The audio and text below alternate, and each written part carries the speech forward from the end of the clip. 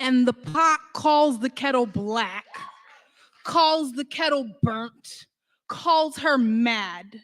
Kettle reminds the pot that we both been burned on the same stove, that the parts of our bodies that are layered in soot were scorched by the same hands. Kettle tells pot that she still boils water, holds the hot breath of a white man's tongue, endures the slow simmer of a white woman's allyship, and still we make something beautiful. Pot calls the kettle wicked, and Kettle says no, but says she's so magical she burned the hand of the last man who tried to pour himself a piece of her. Says she's so black she is everything, so black she is the beginning. She is the first thing someone finds home in when they wake up in the morning. Says ain't that what it means to be black? To have the world go up in flames around you and still be sanctuary for someone, saving men who lost themselves the night before, saving men who curse our names but forget his mama is made of steel too. And now the pot has no words, but calls the kettle bitter, but loves the glass pan, the fine china, loves all the exotic shit white men put behind glass casings, loves how fragile things not made of steel can be. But this isn't about the pot or the pan. This is about the kettle, the black woman, how she pours herself across the earth, but no one bats an eye when the water disappears. We give ourselves to men who never love us, but they say we are difficult, too hard to break. How we, the kettle, praise this pot, this man for all the water he holds. How we are the only ones who do not call him monster when the water boils over, because we know this heat, this white flame, hot enough to make any of us explode. We are the first ones to make noise when the world goes up in flames, but they say the earth was saved by the man who heard her scream. Pot calls the kettle black, and Kettle says yes, but says you best remember you black too. The next time they bring a fire to your neck, they burn black bodies on the stake and the stove. Pot calls the kettle black, and Kettle says, bitch, I might be. Says, nuck if you buck, then says, wipe me down. Kettle says, yes, my nigga, I be black, I be mad, and I boiled the last man down to his bones when he tried to test me. Pot calls the kettle black, and Kettle says, hell yes. But don't say my name as if you ain't ever been burnt too. All right. Girl, he never gave me no damn earrings. He probably gave us to Jenny. I want to pause that for that 1 second. Happy Valentine's Day. If you can hear me in the chat, hit me up with a 1. Let me know what's going on. This is going to be a very interesting live stream tonight. I know that a lot of people are still out on their Valentine's date or whatever, but I thought I'd just pop on for a minute. I really didn't promote tonight's live, but we'll see what's going on. We got a lot going on tonight. Let me kind of let me look at my playlist right here. Let me look at let me look into my stacks of wax. That's what we used to call records back in the day. You know, in a crate. We call them crates. So we got J Hud up. We got Unk, trying to talk some stuff about the Swiss Beats thing going on. We have some Ernesto stuff going on, of course. We got some Ernesto stuff going around. I mean, we got Sonya talking to Ernesto. We got Ernesto, saying that he's a man of God and then cussing like a sailor. Yep, yep. We we oh man, I got at least some surprises though. Let me just shut up right there. But yeah, Monique's in the mix too because her and her son have been doing the most, if you know what I mean. So I'd like to first shout out everybody in the chat. We have Red Headphones in the chat. We have Mistress Newbie in the chat. We have Bridget Mouton in the chat. We have Phoenix in the chat. We have Phoenix Soul in the chat. By the way, Phoenix Soul has a beautiful voice, beautiful commentary. We got some of the best in here. Mistress Newbie, we're going to have a good time tonight.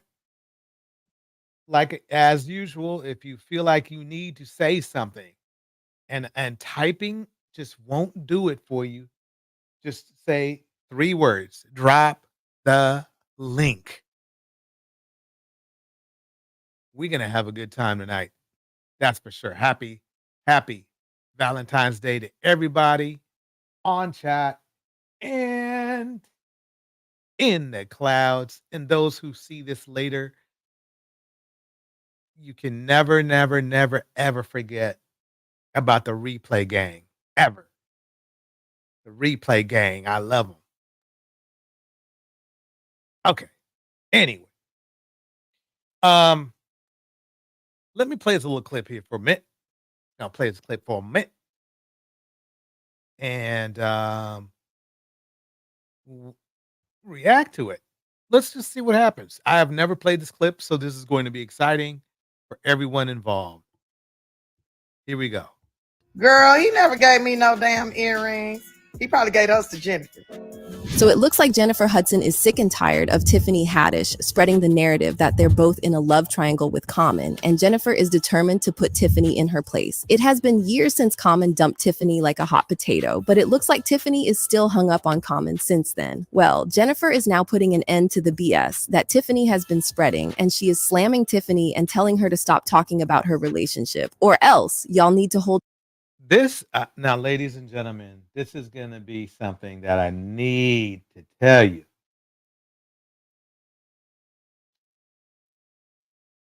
What is it with these ladies wanting to share community pain? I know Jennifer Hudson is an intelligent woman. Now, Tiffany, she's intelligent too, but a little bit crazy. But Jennifer, she knows this guy's history.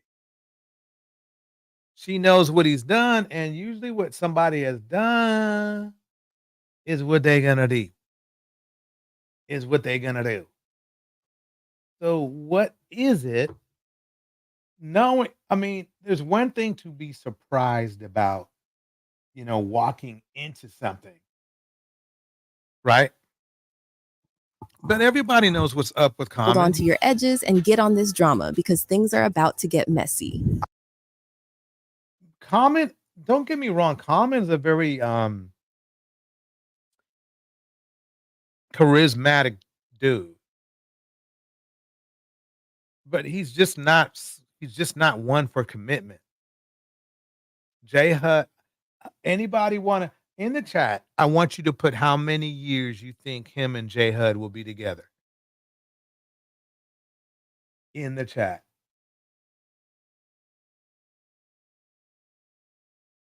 Exactly, Phoenix. He gets them, but he don't keep them, do we?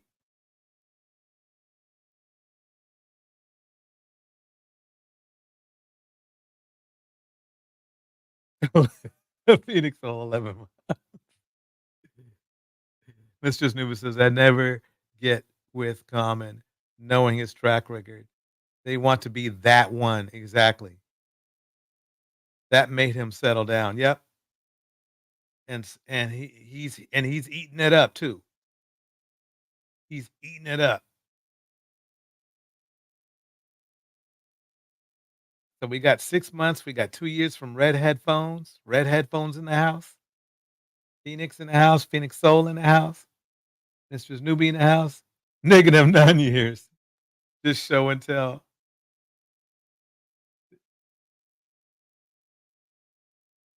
So keep it going. Let's keep it going. Here we go. I'm in a relationship that is one of the most beautiful people I ever met in life.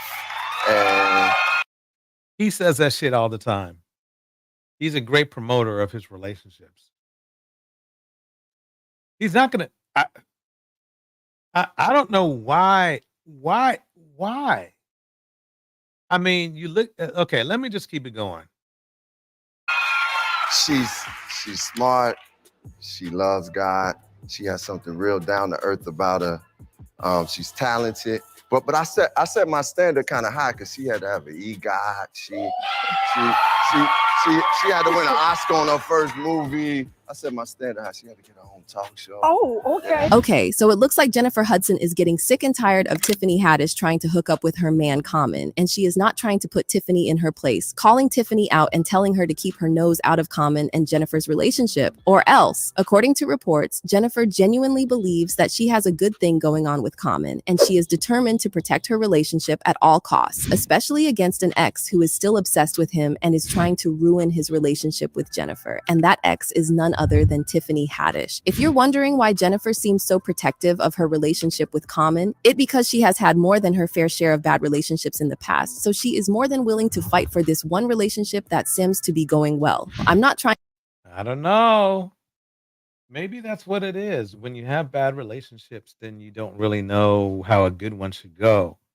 But I guarantee you, he's been giving off signs and and things that can tell you that there's something going on. I guarantee you, what's going to happen is this: is she's going to think that he's out with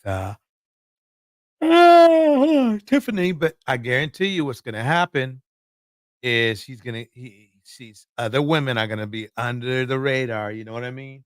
He's going to be sleeping with other women, but they're going to be under the radar, and then Jennifer's going to find out the hard way. Here we go.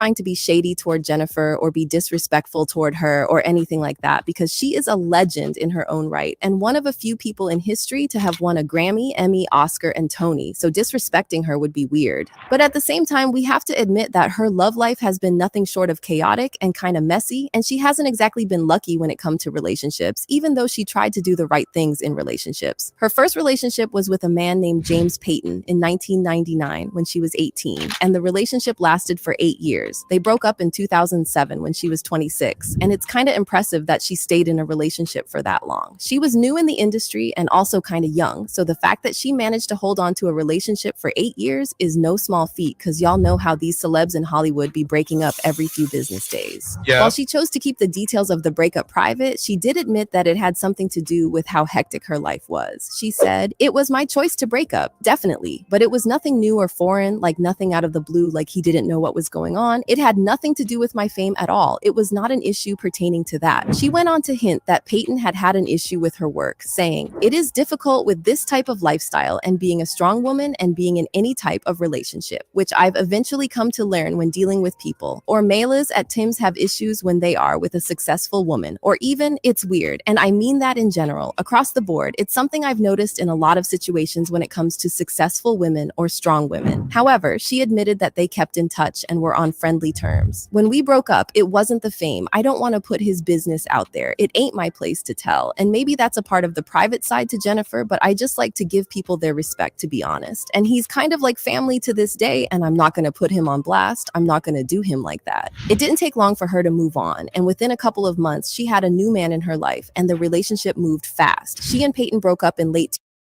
See, I mean, that's the one thing. She needs to kind of like, take her time. But I think for some reason she feels like a man completes her, and that's why she does this. And that's a problem. Indiana mom in the house. Welcome, Indiana mom. 2007, and by early 2008, she already had a new man, WWE wrestler David Otunga. They first met when he worked on the reality TV show I Love New York Too. Well, they didn't exactly meet on the show per se. David being on the show gave him the opportunity to meet a lot of people in Hollywood, and one of his new friends decided to introduce him to Jennifer because he thought that they would be a great match. Well, the friend was right, because Jennifer and David immediately took to each other. They started dating sometime in 2007, but the relationship moved very fast. He proposed to her less than a year later on her 27th birthday. This was in September 2008, and they were the perfect couple, or so we thought. Unfortunately, Jennifer's mom, brother, and nephew were killed by her brother-in-law a couple of weeks after Jennifer got engaged, and she had to lean on David for support. Luckily for her, he was more than willing to offer her the support that she needed. He was a very thoughtful partner and would even plan trips for them together so that she could take her mind off the horrible situation and start to heal. Jennifer got pregnant later that year, and in 2009, she gave birth to their son, David Jr., and they had their perfect little family. By 2010, they had been engaged for more than 2 years, and people had started. Wow. Okay. Made it 2 years. That's a start. Here we go. started wondering when exactly they were going to get married. Insiders revealed that they had planned to get married in 2010, but they decided to delay the wedding even more. And then they waited 2 more years. By 2012, the rumors had grown so strong that David had to come out to claim that they had already chosen a wedding date, but they were keeping it private. Jennifer even claimed that she had picked out a dress that was going to be a showstopper. They both claimed that the reason they delayed the wedding so much was that they were waiting for justice for the murder of Janitor's mom, brother, and nephew. They said that was something that was hanging over our heads for so long, and now we feel like we can finally breathe a sigh of relief. Everything is good now. But by 2014, there was still no word about their wedding, and at this point, it was kind of clear that things had gone downhill between them. Yeah, that's true, Bridget. Engaged for 2 years, that's always not a good sign. You're supposed to get engaged and then get married, not engaged forever. David was absent at some pretty big moments in Jennifer's life and career. It was kind of clear at this point that there was something wrong with the relationship, but they kept denying it. They kept up the charade until 2017 when they couldn't pretend anymore and they announced that they had broken up. Honestly, we should have seen this coming for a while because Jennifer had said some things about their relationship that kind of sent red flags waving. In an interview, she talked about how he hated the fact that she had lost weight and was putting more effort into her appearance. Jennifer visited the J. What? That is, if there's ever a red flag, there it is. So, see, that right there tells me he was probably, we can't call everybody a narcissist, but that doesn't help. That let's just say that's a narcissistic trait. We'll leave it at that. Here we go.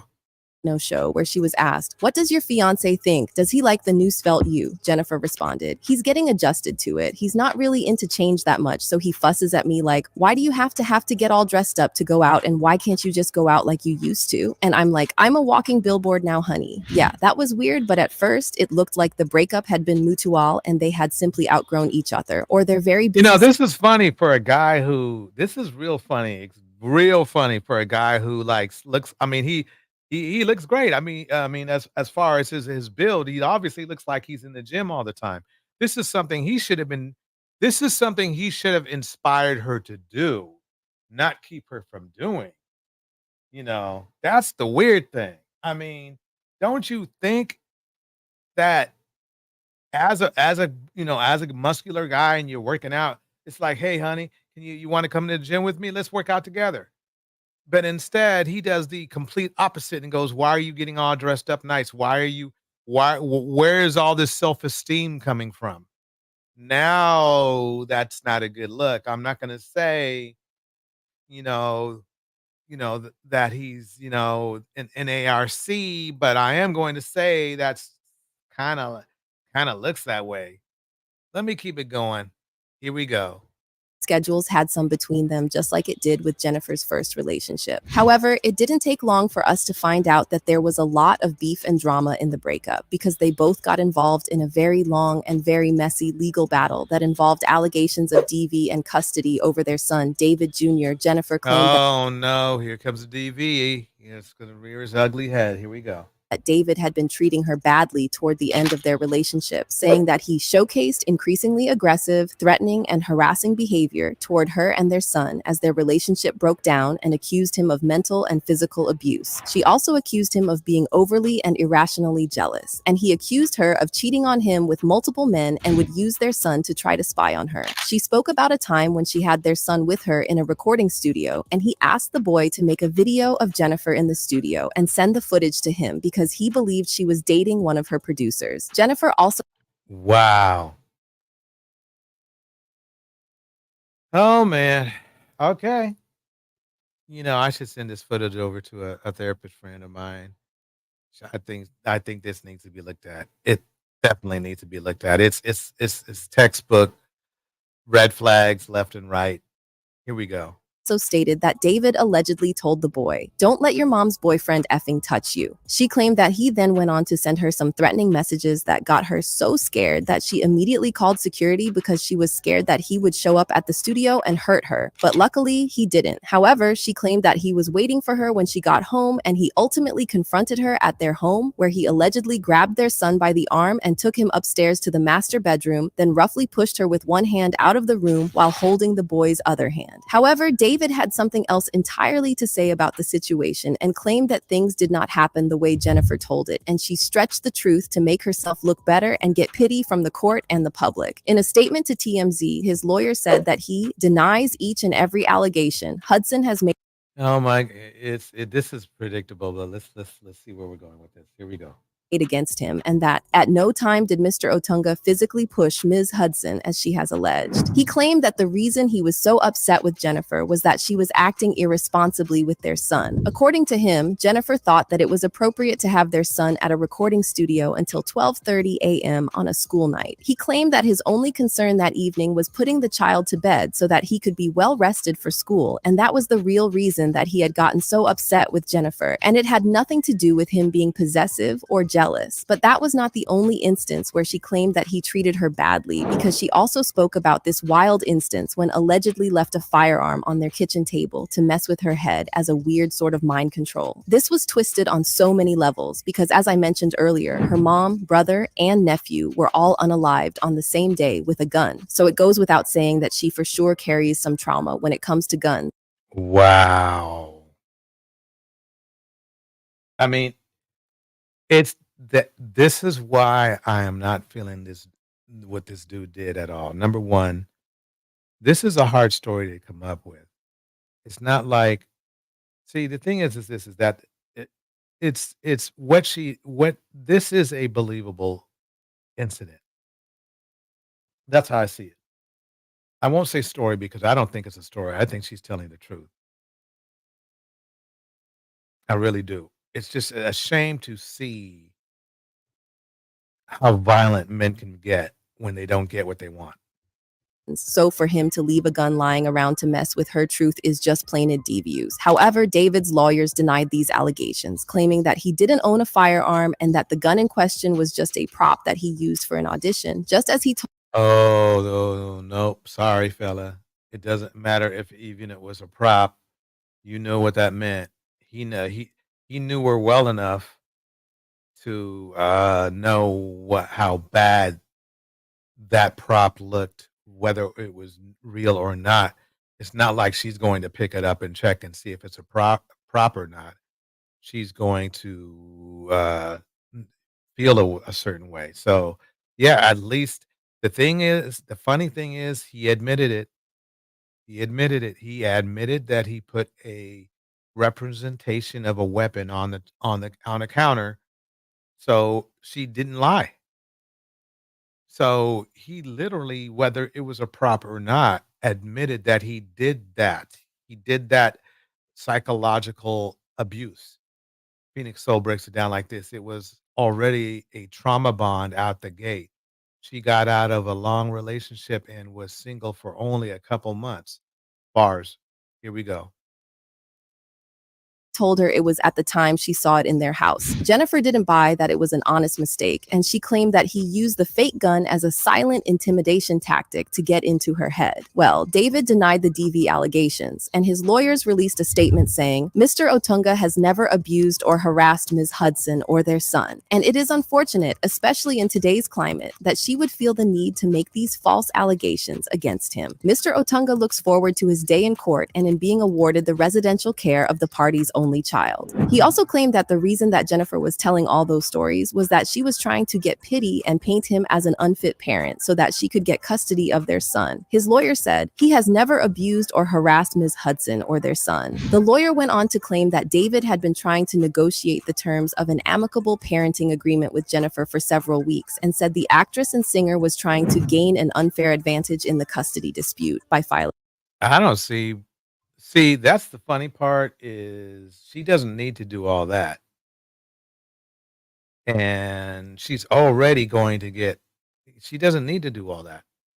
So he sounds like to me he's just using manipulation and other stuff. But let's dig deep. Let's see where it goes. filing her order. The lawyer added that David looked forward to his day in court and in being awarded the residential care of the party's only child. David denied these allegations, and the charges against him were cleared when the courts couldn't find any evidence against him. But the story got messier when David spilled the tea to TMZ that the reason for the breakup was that Jennifer had cheated on him with music producer Molly Music. Jennifer then accused David of leaking stories about her to the press to tarnish her image, and she filed for a gag order against him, which the courts granted. They had a very messy breakup where they both dragged each other in court. They eventually came to an agreement regarding custody, child support, gag order, and other stuff like that, and the drama just went away after that. The relationship started so well, but it got toxic, and the breakup was just as toxic. So when I said that Jennifer is holding on to her relationship with Common for dear life and isn't going to let Tiffany ruin it, I'm not messing around. It took her about 5 years after breaking up with David before she entered into the dating world, and she decided that Common was the perfect man for her to try her luck with. Their relationship has been going great, except for one thing: Common's ex, Tiffany, who still seems to be half in love with him. If you're wondering why is Tiffany all right, I mean, it's not just Common. I mean, it's Tiffany is not the major problem. The problem is that Common is just not. He's he's not one to commit. He's not one to commit. I wish he was because I respect his music. You know, I do, but he's not one to commit. I don't think he's a super garden tool, but I think he leads I think he leads women on, and he makes them feel wonderful, and I believe he does that. I really, and that's good for him. But then, after a while, he will get bored and move on. He's had a lot of A-list dates. Let's just put it that way. Here we go. riled up about this relationship? Well, let me give you the lowdown because it all traces back to when Tiffany and Common were a thing. Their love story kicked off in 2019 on the set of the movie The Kitchen. There were sparks and expectations were high, but then Common randomly decided to rekindle things with his ex. Angela Rye and Tiffany felt like she'd been tricked and led on. Forgot all about Angela. Angela Rye is beautiful too, I swear. And he got rid of her to get with um see see the thing this is the funny thing. This is a common thing, no pun intended, in our culture. In our culture, it keeps bouncing around. Seems like he's a great guy, but the results are always the same. Let's keep it going. Common had led her on, only to ditch her the moment his ex waltzed back into the scene. Surprisingly, Tiffany didn't hold a grudge against Common despite their past breakup. Angela's new relationship with Common hit a dead end after a few months. Long story short, Angela wanted kids, but Common, who was already a parent, wasn't keen on expanding the family and having more kids. Their mismatched goals led to the inevitable breakup, and the moment they split, Common rushed back to lavish Tiffany with attention. And she fell for it because by 2020, they were officially an item again. They tried the whole See that shit? That's some shallow shit right there. But let's keep it going. Here we go. celeb tactic of keeping their romance hush-hush for a bit. You know, the classic neither confirm nor deny strategy to keep the gossip mill churning. But fate had other plans. Lockdown hit, and they found themselves quarantining together, and the secret was exposed.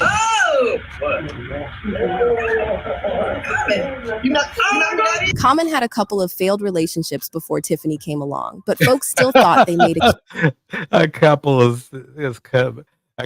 failed relationships is putting it lightly. Here we go.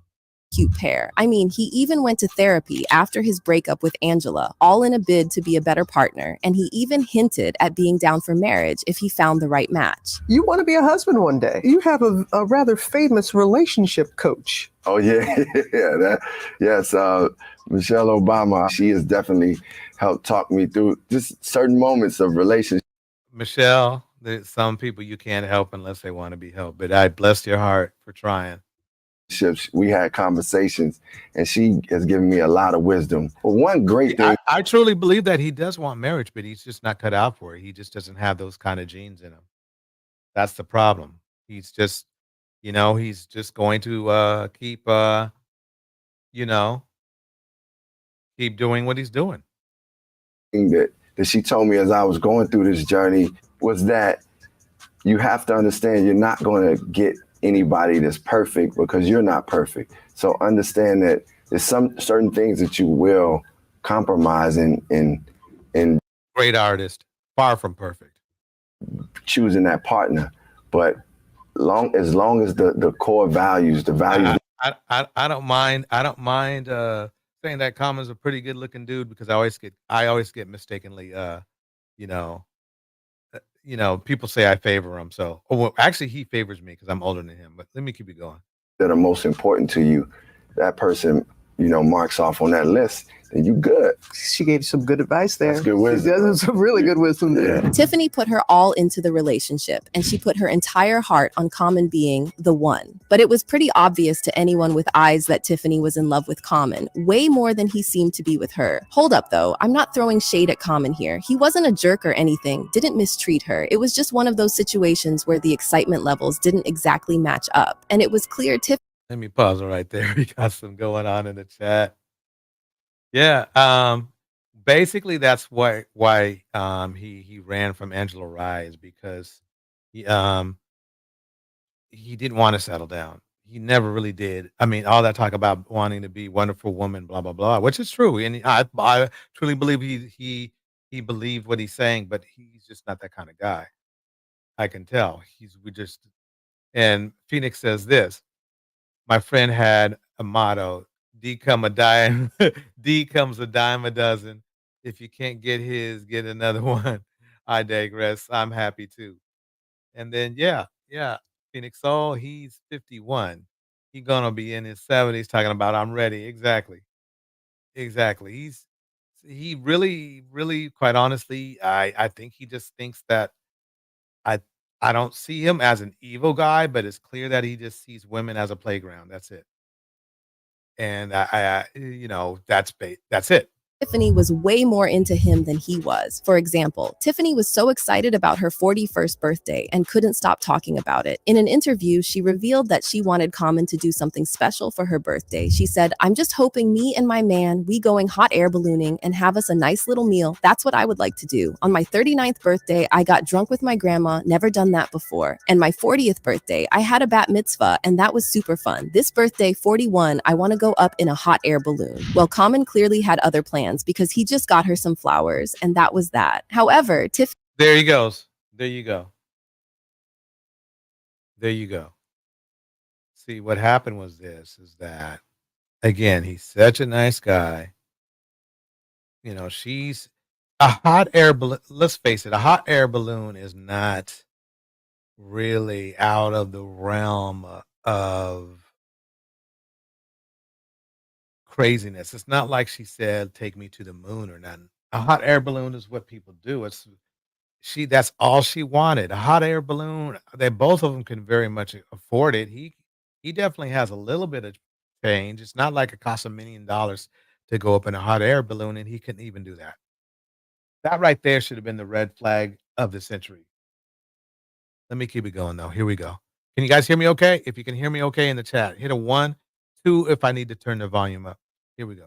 Tiffany didn't get the message, and she continued to insist that things were perfect between them. She even claimed that she wanted him to propose to her, but she didn't want a regular diamond engagement ring. No, Tiffany insisted that she wanted him to propose with an apartment building. On it. If he want to marry me, he can give me an apartment building. Oh, okay. That would be, you don't want a ring, you want an apartment complex. I'd give you a duplex, an eightplex or something. See, and I know it sounds like a big deal, but really, quite honestly, you can buy a duplex or eightplex for about the same price as an expensive ring, if that's the case. I know a lot of people made a big deal about it, but quite honestly, it's like we're talking about people who are multimillionaires. So it's not like it's let me find out how much Common is worth.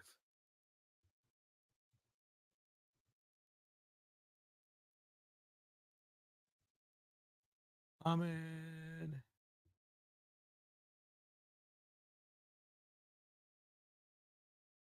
Okay. Common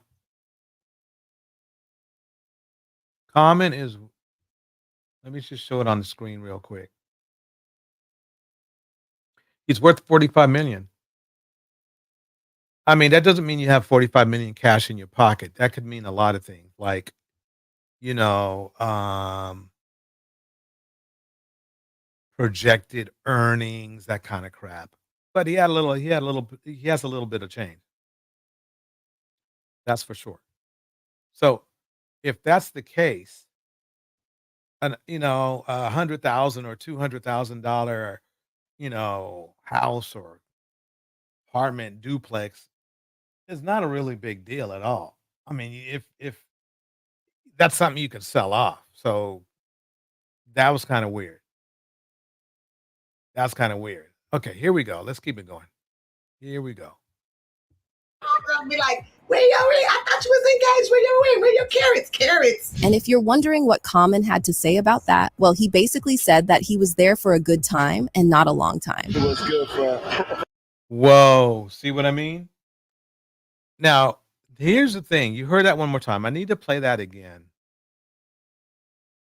It's an eightplex or something. Dark people in the homegirl be like, where your ring? I thought you was engaged. Where your ring? Where your carrots? Carrots. And if you're wondering what Common had to say about that, well, he basically said that he was there for a good time and not a long time. It was good for me and the lady. Right now, all I want is happiness, good times, peace on earth. Yeah, this was amazing.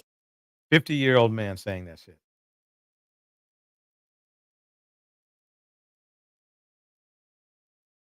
So, I mean, there's a lot of lessons in this. It just shows you that, I mean, Common is a real well-respected person in the community.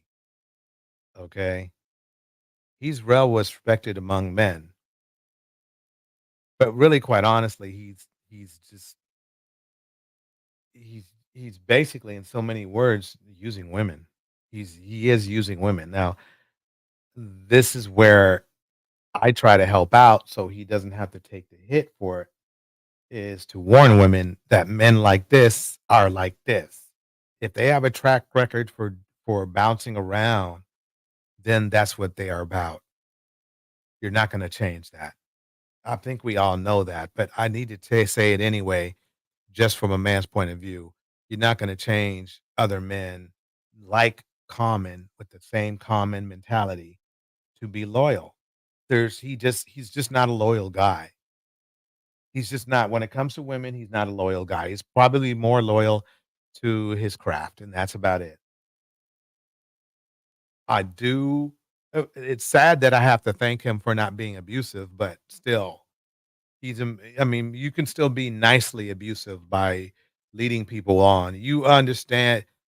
See, Common understands. He's old enough to understand when a woman is looking for something more than a good time. Okay. And that's the problem with him is you wanna know something? That's a really hard trait to get rid of as a man. That player trait, that like, "Hey, I'm just out here to have a good time." That shit, a lot of old men in nursing homes had the same thinking. They died alone, okay, with that same mentality. "I had a good time." Look at Kevin Samuels. He wasn't in a nursing home, but, you saw what happened to him. 50-year-old man. He does not sound that's something a 22-year-old man might say. This is coming out of a guy who's in his 50s. Now, I understand that, that's just the way he can be any way he wants to be, but why are you gonna lead all these men on? That's the weird thing. Phoenix saw, "Oh, I had a brief encounter with a 59-year-old man who said that." Yeah. When you hear that phrase, you know what's up. Major embarrassment for Tiffany. And at this point, we already knew that the relationship was pretty much over because they weren't on the same page. And when Tiffany started talking about how she wanted a lot of kids, we knew right then and there that it was over because Common has talked over and over about how he no longer wants kids. It just shows you that he's just not a family guy. So, I mean, I need some questions answered, everybody. Why do ladies hitch their wagon to dudes like this?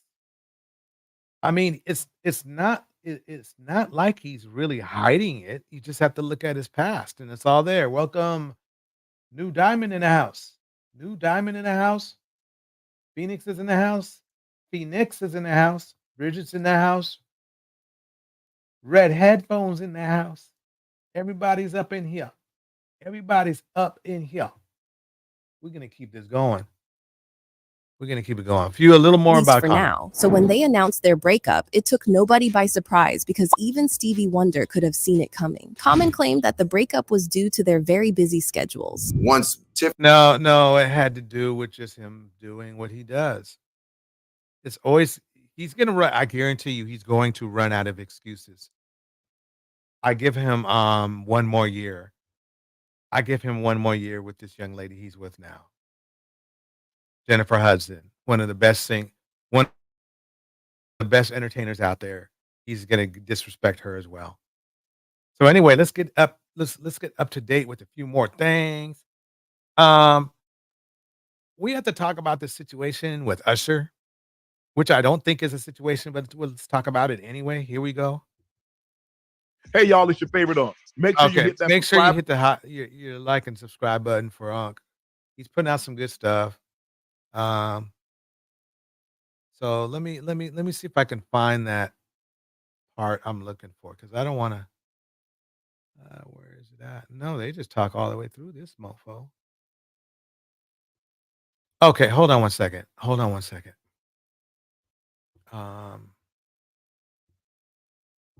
Usher. And what was it? Usher. Come on now. Okay. Give me a second. Alicia Keys. Oh, okay. Alicia. I didn't know Alicia Keys made My Boo with him. Okay, here we go.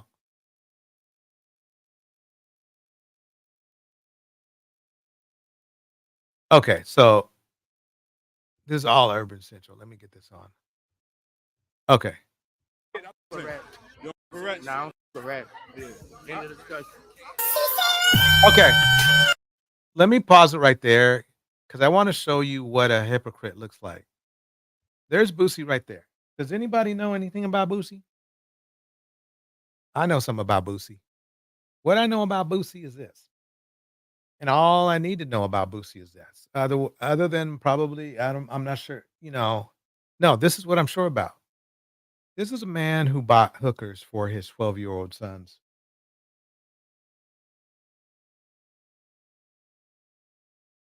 How is somebody with that kind of track record trying to even judge anyone? That is crazy to me. Thank you, Phoenix. Fair use, everybody. Fair use. But let's break it down and see what he has to say here. It just says Boosie calls out Usher after touching Alicia Keys during. It's like this. Correct now. Correct. No. That ain't correct. But yeah. I'm gonna buy some 304s for my kids, my 12-year-olds. Yeah, I'm gonna do that. That ain't correct. But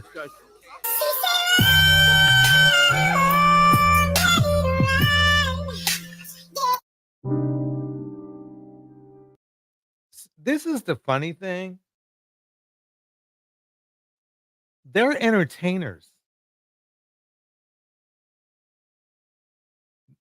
This is about the 50th woman that I know of over the career of Usher that Usher has hugged, of that I know of. I mean, really, actually, probably around 100. Who cares?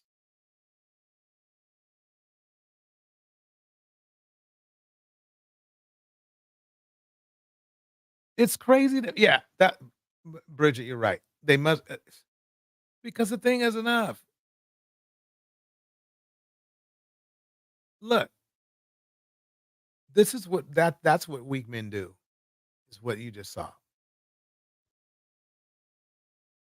Boosie has his own problems.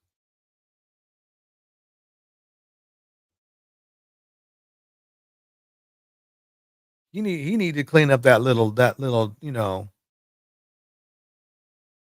sending his kids out to visit 304s and whatnot.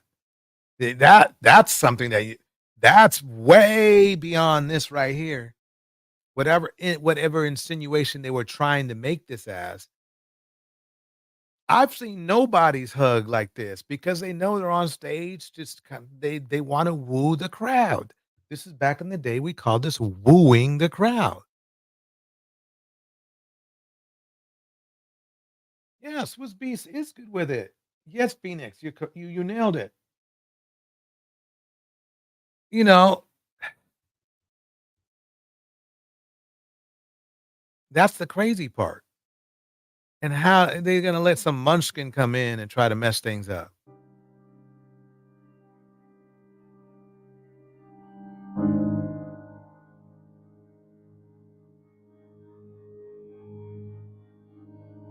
Remember, first it was Kiki and now it's this.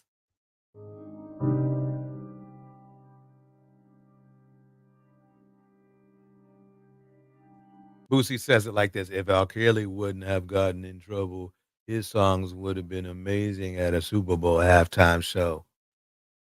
Okay, that's on top. So on top of um buying some pros for his 12-year-olds, he now is defending a pedo. Let that sink in.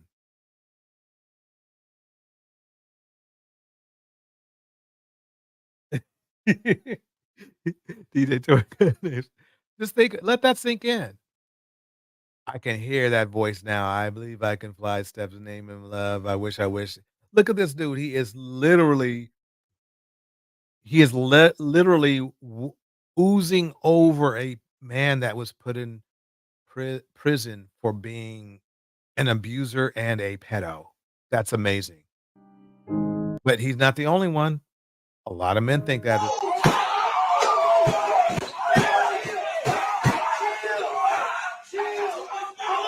Pay me! Pay me! I told y'all! Don't bet against Patrick Mahomes. I told y'all. I told. By the way, Patrick Mahomes has other problems to deal with now, which is his dad and his brother. What a mess. At the Super Bowl press run. Don't bet against Patrick Mahomes. You know the shame of it all? Patrick Mahomes might be the first man that right after the Super Bowl had to go to the police department to bail out his father in football history. That'd be amazing. What the you mean? Pay me. You mean?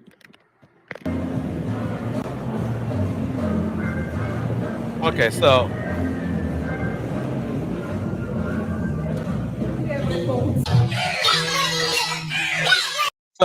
a guy who literally, again, I gotta keep on saying it. A dude who bought some pros for his kids that were 12, not 15, 12, okay, is out here getting mad because Usher's hugging up on Alicia Keys. The only thing I gotta say about Usher is this: that lucky mother. Oh, Alicia cute. I'm sorry, that's just the way it go. She's cute, beautiful, talented, amazing piano player. So yeah, it's funny. I think that the social media has allowed thugs to be more than who they really are. I really do believe that. They've allowed that to come through like that, where a regular thug can be seen as a respectable man. Will's doing. I mean, it's one thing that if you stopped doing it, but doing it, yeah. Let me just put it like that. Let me just put it like that. So that's pretty much. I mean, that's the thing that bothers me about Boosie is he's such a hypocrite. You know, it's not like he always wants to play that high and mighty crap when he's low and dirty. That bothers me. It bothers me a lot. I have to say that. So anyway, I want to jump into. I'm going to play this Ernesto piece just because we are going to go into the situation with infamous Sylvia, which is a whole lot. So here we go right now. I want to play this Ernesto piece. This is really This is how it is.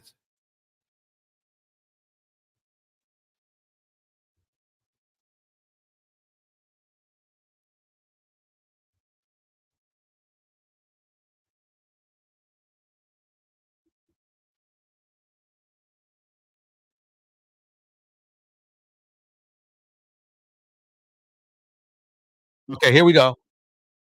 Okay, here we go. What up, Flo? How you doing? Shit, wonderful. Wonderful. Oh, Tevin, those lifestyle guy is in the house, along with Phoenix Soul, New Diamond. Let's go. When I got down, get out there with you, goddamn, get some of that fresh air, buddy. Damn. It's all good. You good, my nigga? Hey, everything been going good. Just trying to maintain, keep this shit going. You already know they're trying to hold me down, but I got this shit under control. They can't hold the goddamn God-fearing man down. They can't do that now. They ain't gonna be. Not at all. No. Hey, old girl told you I came in to visit you, but they wouldn't let me do it the same day, right? Yeah, she told me that. She told me, but that's cool. Yeah. But I'm fine up. I'll be there Saturday. Okay. You talked to the lawyer? I talked to him. Okay. He explained me what he want me to do. Okay, that's good. Sound pretty promising to you, or what you think? I don't know. Yeah, it sounds promising. Oh, that's not a good look. He said, son, did you talk to the lawyer? Yeah, I talked to the lawyer. He told me what I need to do. So does it sound kind of promising? And Lamont goes, that's not a good look. I know what that means. I know what that means in bro talk. And that means that no, it does not look good. It does not look good at all. I need to see what the fuck he talking about when I get there. Because this shit is kind of like off to the side. It's kind of, sideways, but I see. That what Lamont is trying to do is not seem so negative about a situation that is negative. That is not good. That is not what I mean, that is not good at all. And it just shows you the situation that Ernesto put himself in. Okay. I don't really understand him. Like I don't really understand him. I know you don't. But I'm trying. He's kind of like a, I got you. Yeah, I already know what you're gonna say. Don't worry about that, player. That's the best. That's the best I done got so far. For real. Yeah, I'm just saying. Like when I ask him certain questions, he really don't have the answers. So I just was like, okay. That's not good. That's not good. That's not good at all. Let me tell you, ladies and gentlemen, that is not a good feeling. When a lawyer, when a lawyer is evasive, their options. The next thing that's going to happen. The next thing's going to happen is that the lawyer is going to say, "Bro, you need to plea. You need to get that plea deal going. You need to get that plea deal going." That's what's going to happen. He's cool. He seemed like a pretty spiritual person. He seemed like he know what he's doing. I mean, for the amount of money, but Right. We'll see what it is. Yeah. I think it's gonna be a go, though.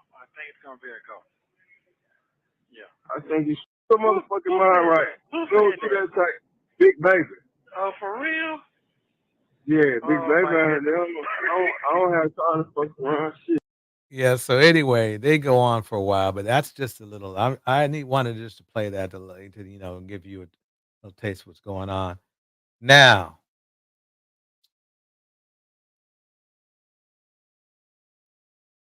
let's dig into it. Remember this. This is infamous Sylvia, right? Not fear, for I am with you. Do not be dismayed, for I am your God. I will strengthen you and help you. I will hold. Now, I wanted to play that religious stuff because of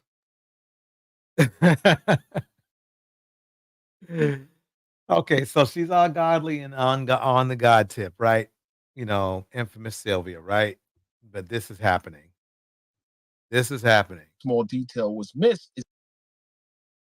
All right, Okay. ladies and gentlemen, I didn't put the tags in there, but you guys are here. This is a breaking story.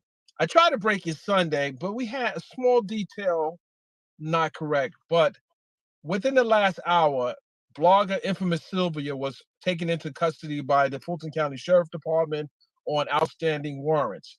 This happened as the There you go. Remember, yes, the reason why I gotta play this is if y'all remember my last live stream, and I was playing Infamous Sylvia, and they were going back and forth about legal issues with in reference to with Sonia in reference to Ernesto, right? And I was saying that they're gonna get themselves in trouble. Well, it turns out she already did. She got herself in trouble because what she did was she stalked somebody. Technically, that's what they're calling it. She stalked somebody. Now she's saying that person was stalking her, right? But she put an Apple tag on this dude's car, and people started following him around. Let me keep playing that. start of a continuation. Yeah, Phoenix Soul. She had warrants. She has warrants. Yeah, and here's the funny thing. Guess where they picked her up from? Guess where they picked her up? In the chat, type where you think they picked her up. Where did they pick her up from? You know, from you know, to take her into custody. You will never guess. I will count to 10 and then I will tell everybody. 9, 8, 7, 6, 5, 4, 3, 2, 1.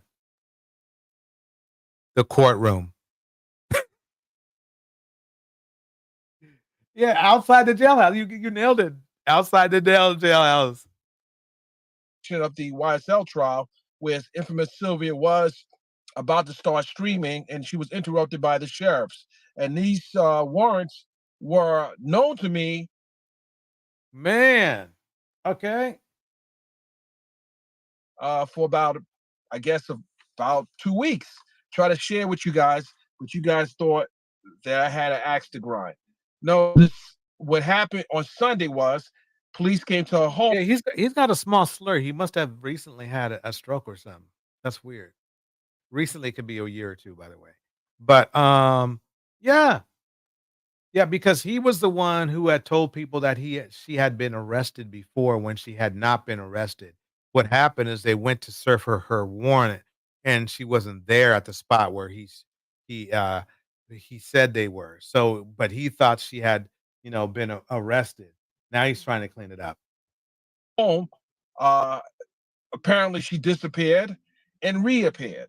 She initially said on her live she was visiting her mother, who's in New York, but apparently she teleported herself back to Georgia within an hour and got on her live. But this is a breaking story. Infamous Sylvia has been taken into custody by the Fulton County Sheriff Department. She's being processed on 2 misdemeanor warrants. These are 2 misdemeanor warrants. Okay, don't forget to hit the like and subscribe button. Like and subscribe. Ain't no jive. It's free. So, which means she'll probably be out tomorrow. I'm guessing tomorrow, unless there's some other. Yeah, misdemeanor warrants. Misdemeanor warrants. So let's see if I can bring up. Let me hold on 1 second. Let me get rid of that.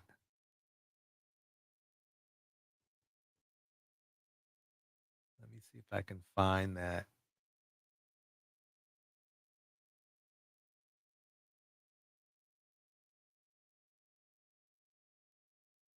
Let's see if Phone Jones can break it down a little bit better. But let me pause this for 1 second. Jonesy babes. Let me pause it for you. This is what we were talking about. Not just me, but everyone was talking about before about how people pretend to be religious, but they do unreligious things. And your actions speak louder than words. That's basically, I know it sounds very generic, but your actions, they speak louder than words. I mean, you're out here, you know, you know, speaking the word of God to a man with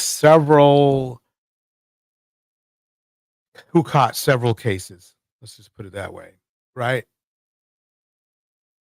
And you're speaking like you're coming from a place of faith, solid um, character, stability, all of that. But you got warrants. You can't make this stuff up. You can't make it up. And Phone my anonymous Jones. Jonesy Babes. Phone Jones in the house. Break it down. So, okay, a lot is going on today. A lot is going on today. Now, I received 2 emails about Sylvia's arrest. Okay, I heard she got arrested. And I know Dennis Byron talked about it. Nyla talked about it from Grown Woman Vibes. And who else talked about it? Is somebody else. I think Vila Noor talked about it. Okay. Okay, so basically that's a scoop.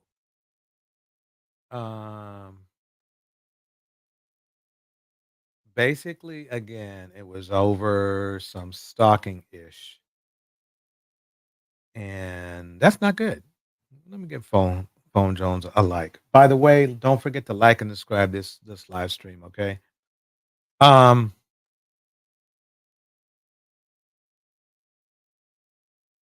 That just shows you, it just to me really it just her getting arrested. Yes, Bridget, I believe she did get out on bail. She did get out. Or she did get out or she is on the process. Yeah, Phoenix. Only 8 likes. Come on, y'all. There's 16 up in here. Come on now. Putting in some work. But anyway, let's not worry about that. But yeah. And it's weird that somebody who is, it makes sense to me because number one, she defended R. Kelly. 2, she's defending another creep, as in Ernesto, right? 3, she's pals with Sonya. And 4, she's got warrants. I mean, the thing is this: when you put a phone tag on somebody's car, that's pretty stalkerish. That's really stalkerish. You just don't do that and think that's going to go away. I mean, that's like, wow, that's crazy. Breaking on with Monique. What's up, you guys? So comedian Monique's oldest son, Shalon, is Let speaking. me bring this down a little bit. I think the volume is a little bit hot. Bring it down to here. Now, this guy does not look like the guy that was talking. Maybe his face changed shape when he got older, but he doesn't look like this anymore. And it's nothing nice. So we're going to get into that in this video. But first, if you haven't subscribed to this channel, go ahead and subscribe, and everyone click. All right, this is Layla Lynn. Let's get to the it. thumbs up button. Now, before we get into what Monique's son said about her, I just want to explain who he is in her life. He's her oldest son, Shalon Jackson, and then she has a middle son, Mark Jackson, and then she has her twins by her current husband, Sidney Hicks, Jonathan Hicks and David Hicks. But Shalon and Mark, even though they have the same last name, from what I saw on her bio, they don't have the same father. It says Monique was married to Shalon Watkins Sr., who she met in broadcasting school, and had son Shalon Watkins Jr. in 1990. And so that's the son that is speaking out today. That's the son that's speaking out in this video. And at one point, Monique did admit that she wasn't a great mother to him. She wasn't interested in being a mother at the time that he was a young child. So I want y'all to hear what she said. This is a podcast with David Banner. I want y'all to hear what she said and then listen to what her son is saying now on TikTok. Time that when he was a little boy, I wasn't interested in being a mother. I was interested in being a star. And I was interested in being famous. And I wasn't interested in being a wife. I was interested in taking pictures and red carpets and signing autographs and traveling the world. So I didn't really put the focus in. And now that I'm 52 and he'll be 30, well, I pay for that. There's a price you have to pay for that. And I had to apologize to my son. So this was back in 2020. Okay, so that was that. The thing is this is the problem is this. This is the problem. She ain't the only one.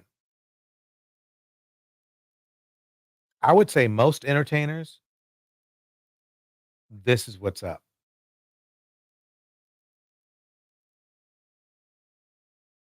Not even just entertainers, people in the community. But it's mostly men in the community. Because that's just the way it is. That's what the stats say. When she did that interview with David Banner and said that she was not interested in being a good mother. So when you hear him explain what he explains in this video, that's what he's referring to, his life as a young child, his life as Monique's son. Hi, I am Shalon. I am a stand-up comedian, Monique's oldest son. I guess I felt the need to make this video to just provide some context into this false narrative about her. Okay, let me see how famous Shalon is. Hold on one second. He said he's a stand-up comedian. So Shalon. So okay, so at least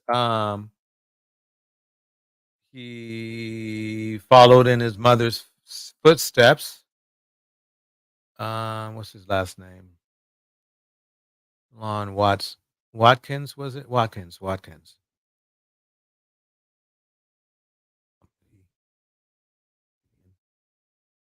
Okay, let's see what he did. Let's see what he can do. Where's the show? Come on, Shalon.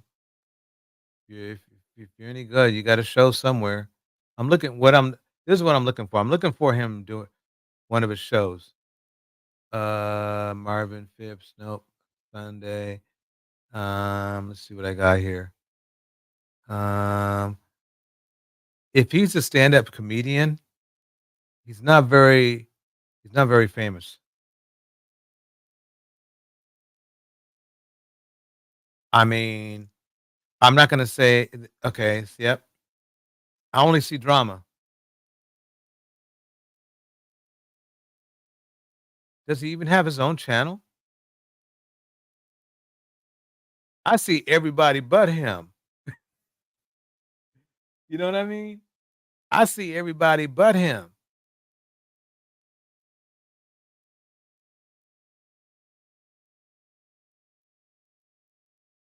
Wow. Okay, so he's a nobody, basically. He can say he's a stand-up comedian, but you know, I don't see too much. Seven says this. There's a price to pay for having unprotected sex when you're grown. I could have understood if she had him when she was a teen. Tevin, she was married, I believe, to the guy. So I don't know. Was he? I'll look into that, but I believe she was married. Phoenix is saying, Torch is putting people on rotisserie tonight. Hey, I by accident. Let's keep this going. Let's keep it going. Here we go. Okay. Wait. Oh, wait. Here we go. Okay. I know to reconcile our relationship or whatever the hell it is. I wrote it all down so that way I don't go all over the place and get emotional or anything like that. So I'm gonna talk like I'm reading a script, but it's just gonna help me kind of stay together. Exactly. You know something, Phoenix Soul, that was my feeling. That was my thought as well. That was my thought as well, Phoenix Soul, is that he's clout chasing too. And you know something though? This is the most justified form of clout chasing one can have because I mean, if he's clout chasing off of his own mom, that is about as wholesome of clout chasing you're gonna ever get in the universe. Because if anybody you're gonna clout chase off of, it would be your own parents. That would to me, that I'm down with that. Welcome Eden Adele in the house. Oh, wait. Oh, wait. Eden Adele. Let me see what she's saying. Okay, I don't think he's saying he's a stand-up comedian. He's introducing himself as a stand-up comedian, Monique's eldest son. Oh, okay. Maybe my ears. Thank you, Eden Adele, for clearing that up. So yeah, he should have had one or two videos if he was a stand-up comedian. So yeah, I appreciate that. I appreciate that cleanup. But anyway, let me keep it going. Let me see what else he's gonna say. But let me play it back a little bit just to see if I was right. Here we go. Stand-up comedian Monique's oldest son. That's what he's Okay. referring to. His life as a young Oh, okay. child. His That's life what he as said. Monique. I am Shalon. I am a stand-up comedian Monique's oldest son. Okay. So that's what it is. Adele. He just misspoke it. It just sounds weird. Eden Adele. It just sounds like he said it. He didn't really say it with clarity. He didn't say, I am Monique's eldest son, stand-up comedian, blah, blah. It kind of got garbled together. Okay, got it. Here we go. I guess I felt the need to make this video to just provide some context into this false narrative about her praying to the universe. I know to reconcile our relationship or whatever the hell it is. I wrote it all down so that way I don't go all over the place and get emotional or anything like that. So I'm gonna talk like I'm reading a script, but it's just gonna help me kind of stay together.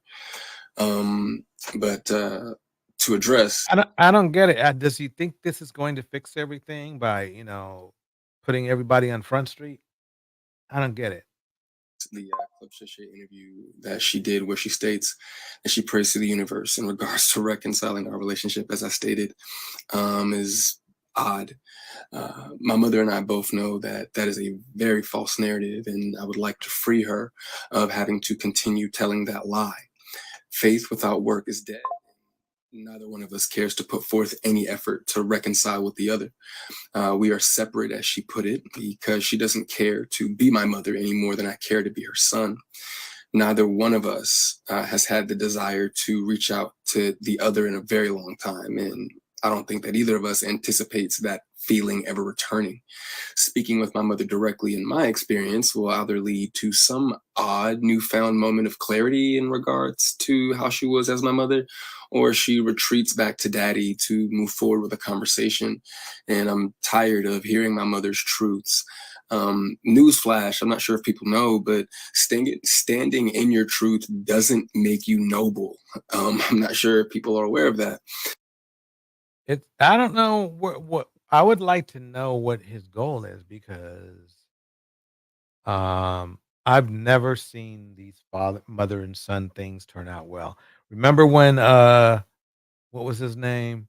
Herschel Walker's son came out and roasted him. So yeah, this is just interesting. Oh, Phoenix O broke it down. Phoenix O broke it down. Let's see if Phoenix O said it.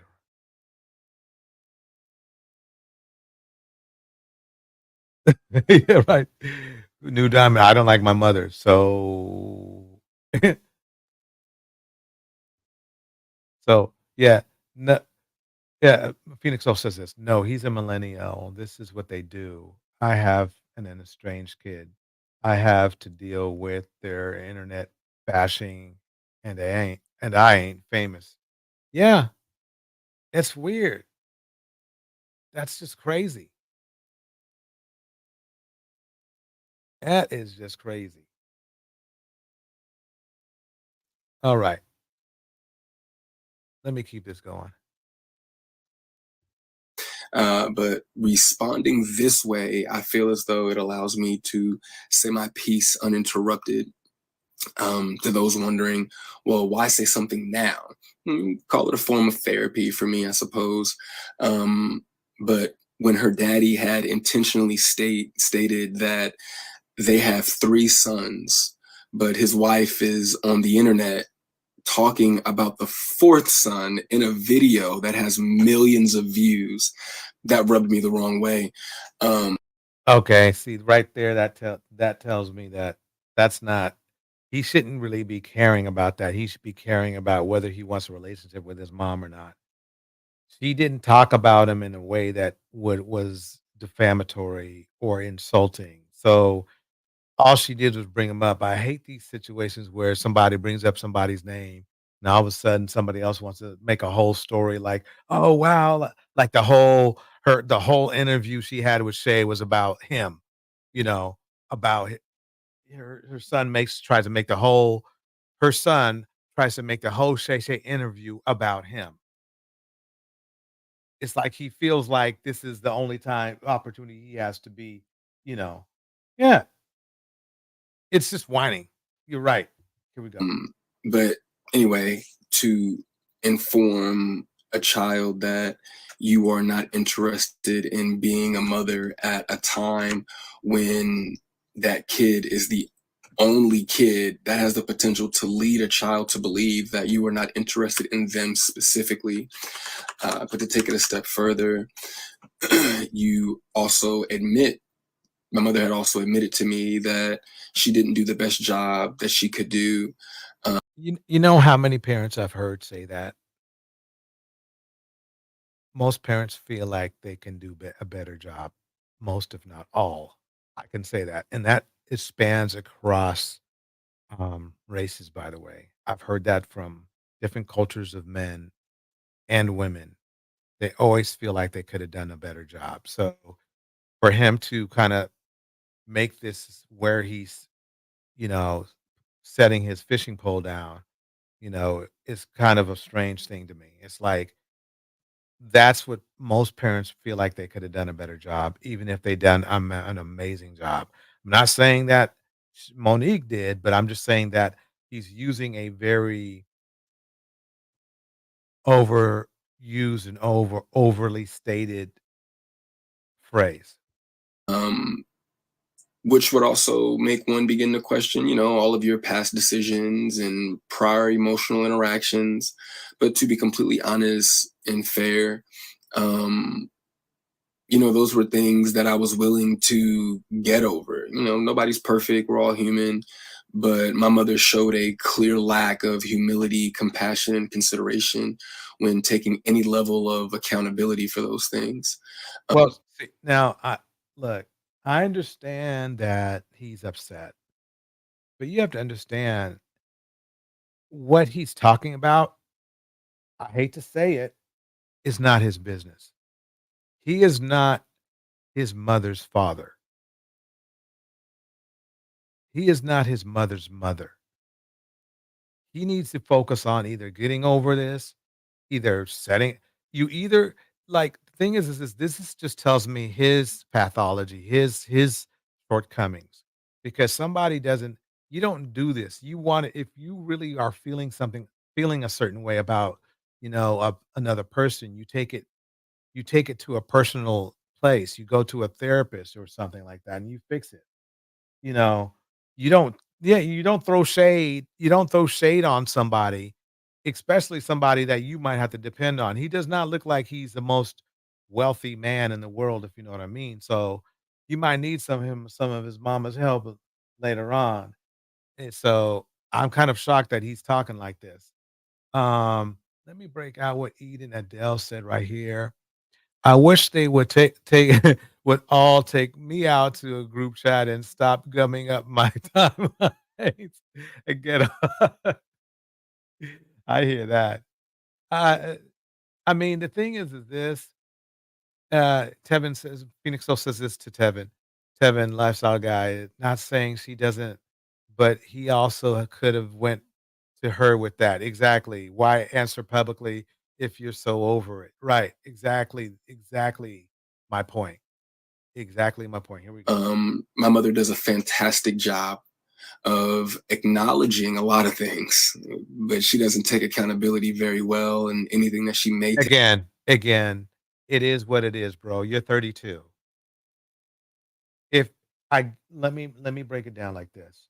If he continues to do this, if he continues to um blame his mom, he's going to hurt himself more because everything that he doesn't do right, he's going to blame on his mom.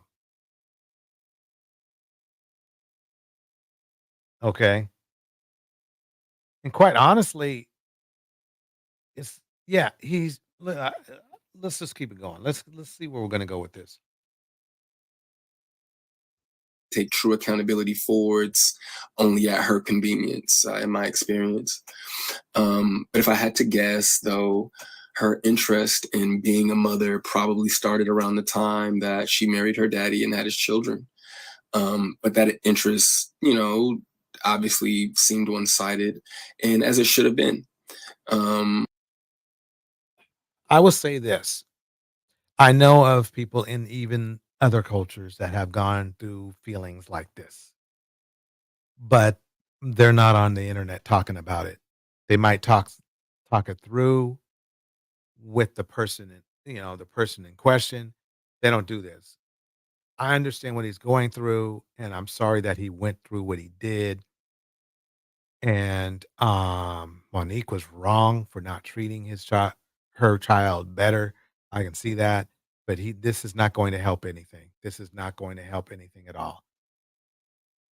By that time, I'm in my late teens, so to some degree, the excuse me, the neglect becomes easier to hide or validate, I guess you could say. There are now 2 baby boys in the Okay, so house, that require attention.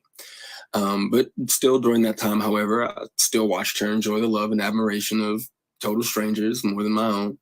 To this very day, my mother has never expressed to me when, if ever, she became interested in me as her son. let me pause that. That's really a false statement because basically the thing is that people don't interact with each other like that. They don't say, "Oh yeah, I am interested in you being a son now." Nobody says that kind of crap. So it's kind of strange the way that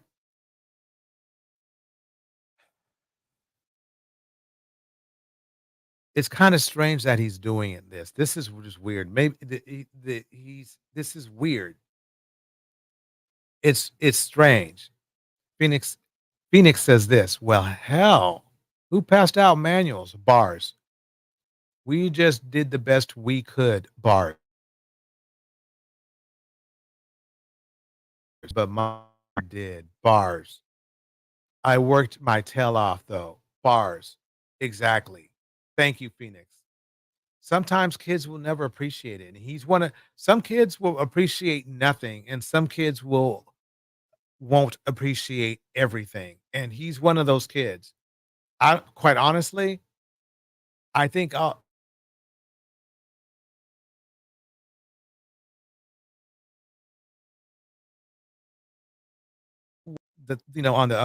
banners, this he ate it up. He's using it as he's using it as an opportunity more than he's using it as some way to build a relationship with his mom. Because obviously, why would if you didn't want a relationship with your mom, right?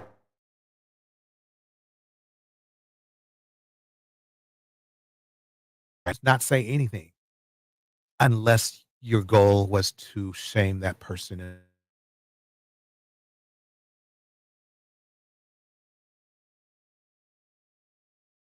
Dollar super chat. Thank you for calling out this out out eloquently and evenly. Yeah, I mean Phoenix Soul is like family problems should be solved within the family, not on the internet. Him doing this tells me that really I mean, it's not a good look. Now, I heard that daddy was talking about that this young man has he has some psychological issues, which this could be playing into it. But the bottom line is this is that he knows this man is old enough to know, and he seems to be articulate enough to know that shaming your parents online is not a good thing to do. It's kind of classless, really.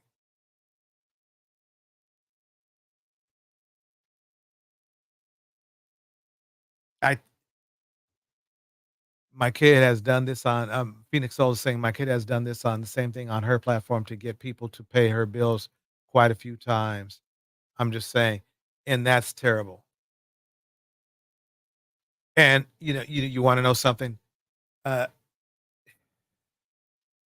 it seems like sometimes people will use anything they can to make that dollar. Um, and in some ways, if you think about it, it's sometimes even worse than the infract. That them doing that is worse than the infraction itself. You know, I mean, look at it this way.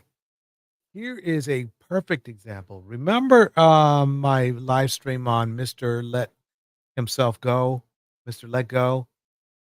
His mom did everything for him. She had to go from place to place, working shitty jobs and everything to shit, avoided abusive had to avoid abusive men and everything, they had to sleep on sofas and shit. Never and never it never occurred to him that his dad left, and he treated his mom like crap, in my opinion. He taught he the he had to run around. He had to run around Link on the way.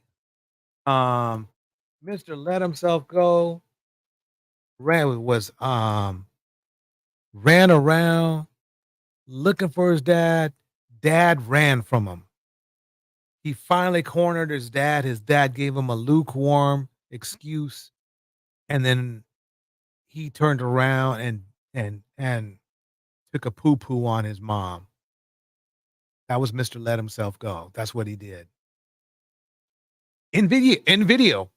Unless he took it down, that's what he did. I just link is dropped.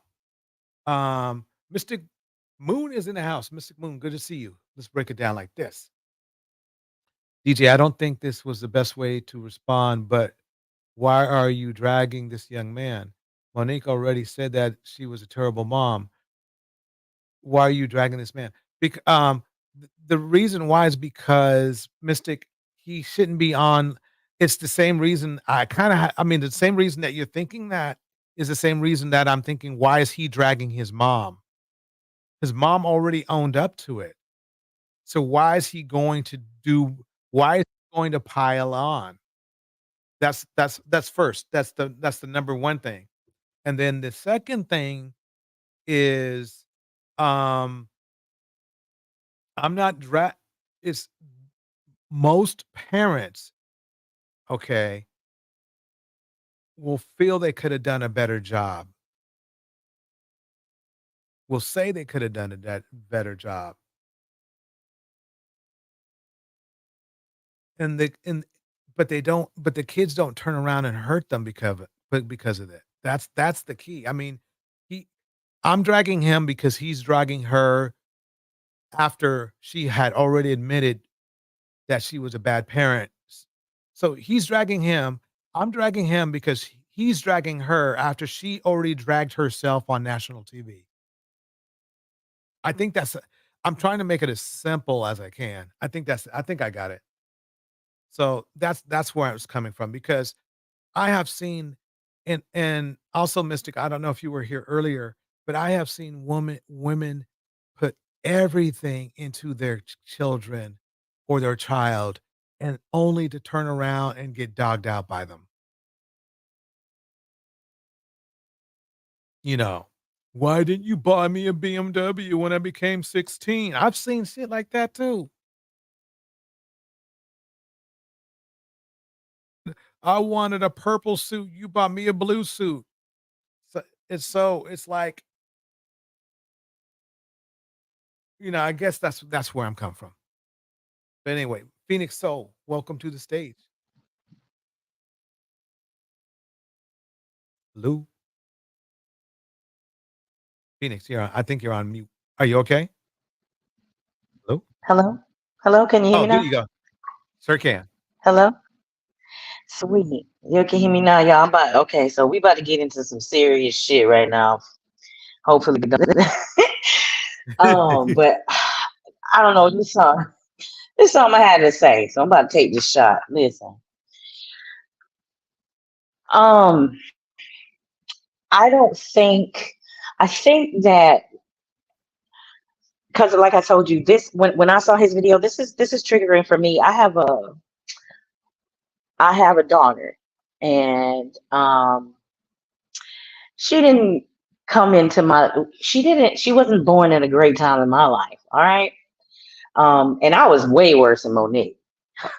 So but the point that I'm getting at here is she has her own social media platform. Last I heard, she got quite a big following.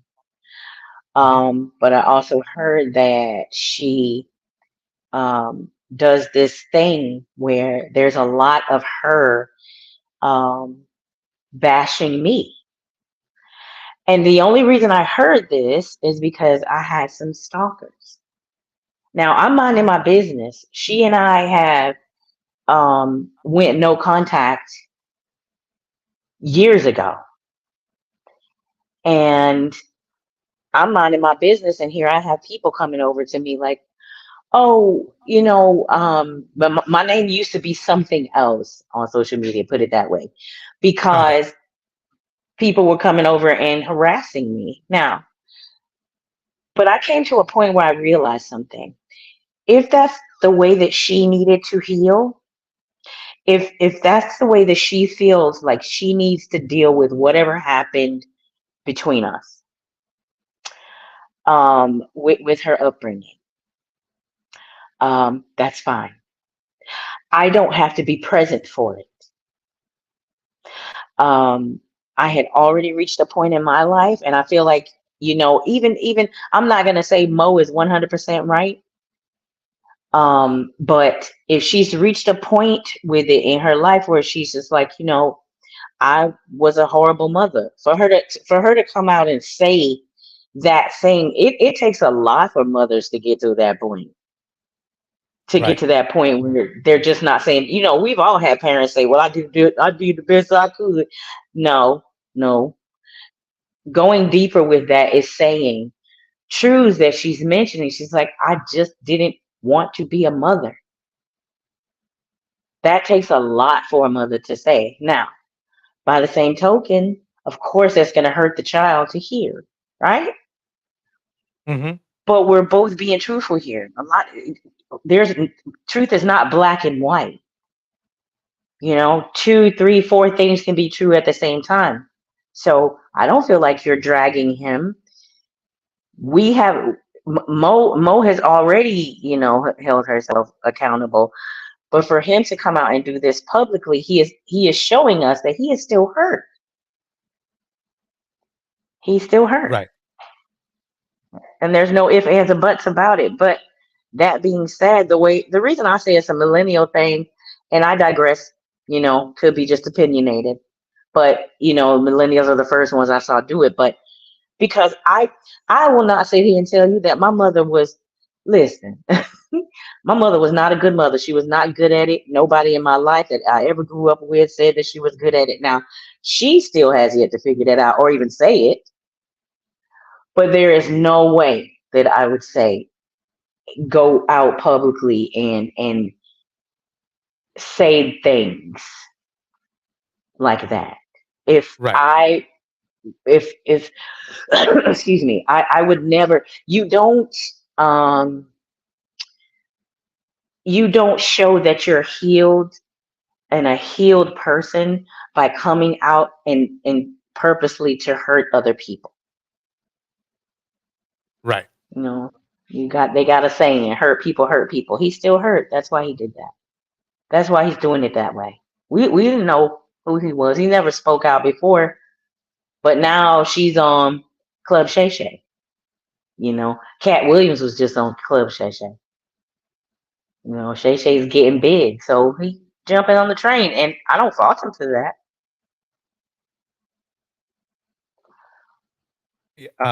Hold on one second. Mystic Moon, please do come up. I'm gonna drop the link one more time. Yeah. My thing is I this: just, is that I'm sorry. Go keep going, Phoenix.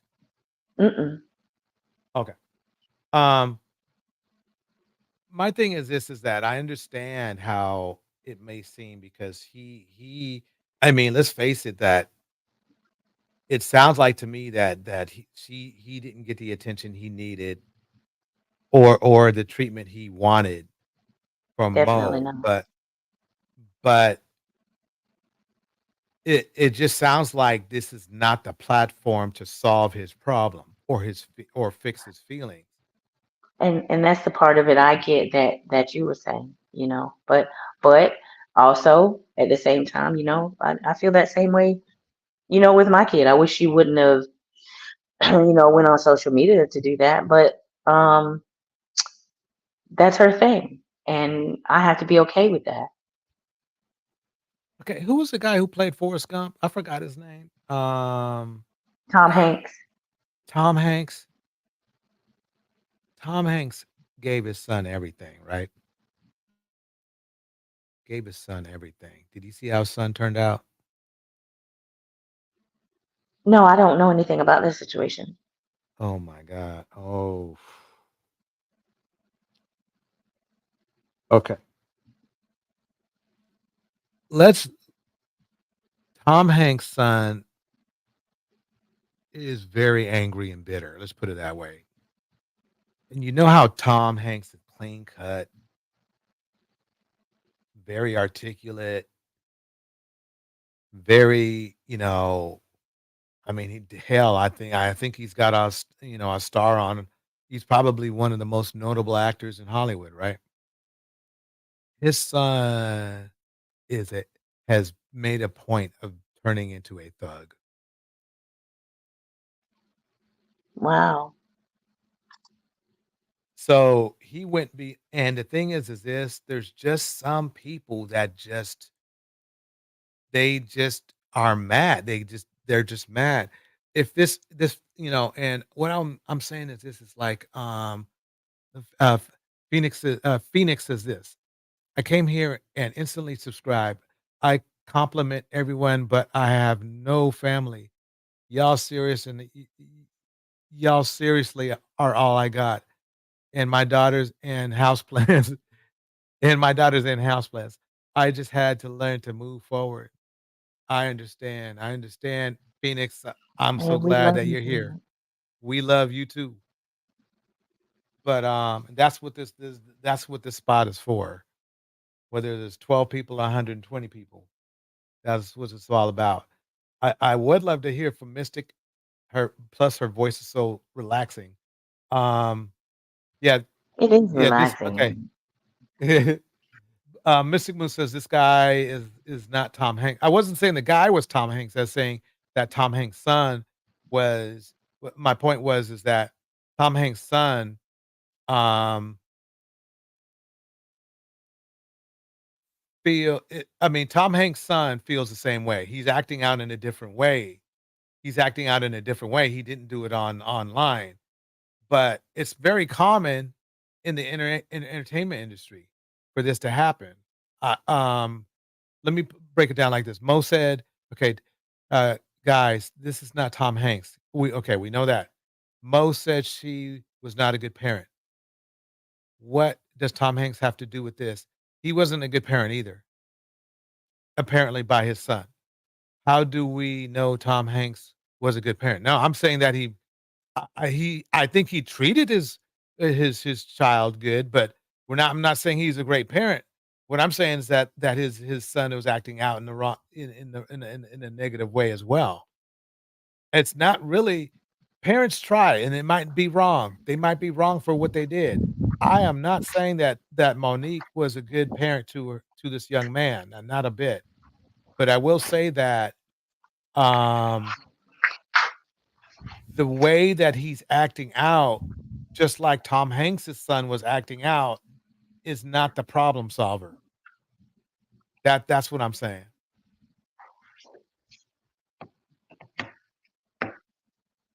How we get here? Yeah, no. No, well, no, I mean, this is important. I mean, this is, if anything, this is exactly what you know, I mean, Valentine's Day, this is exactly what we should be talking about when you think about it. Family, friends, and loved ones. Yeah, you got Um, a point.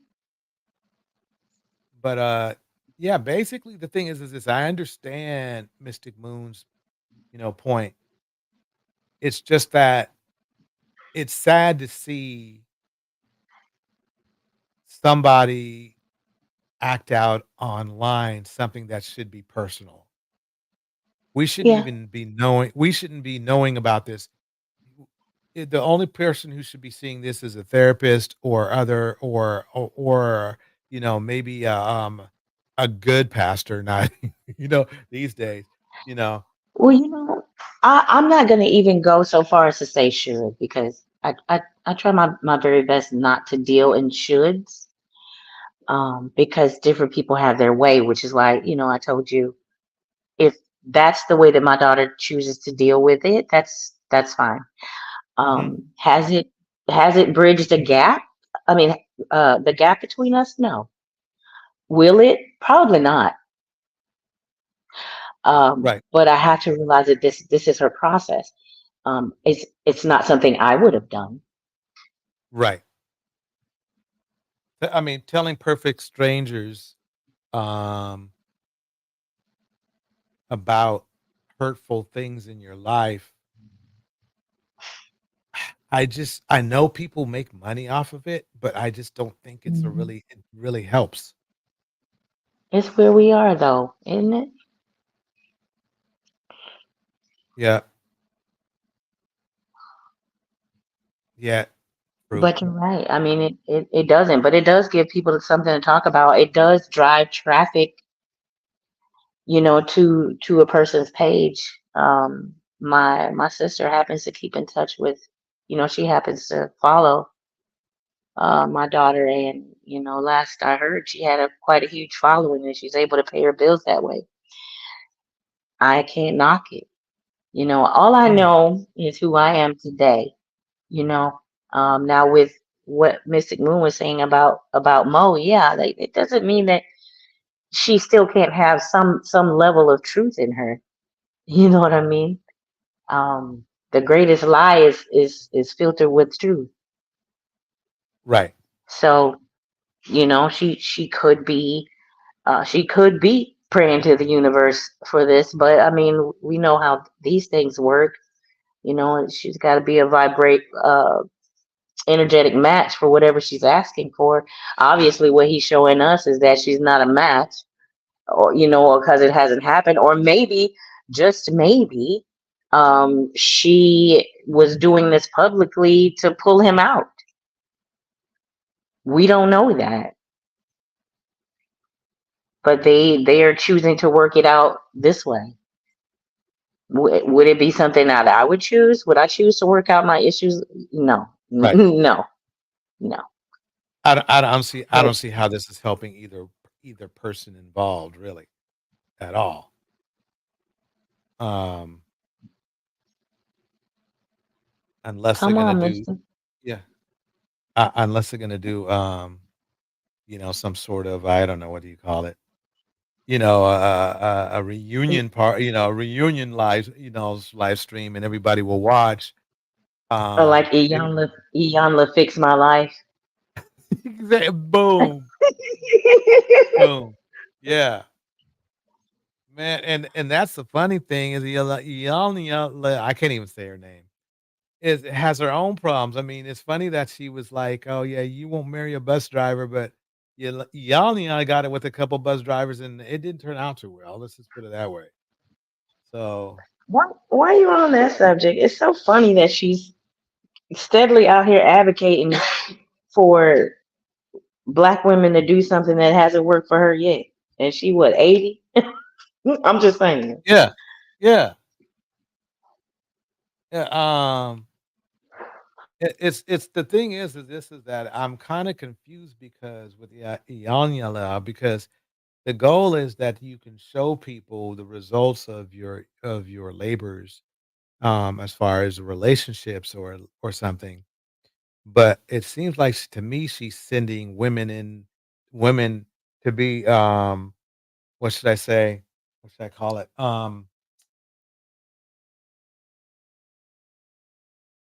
The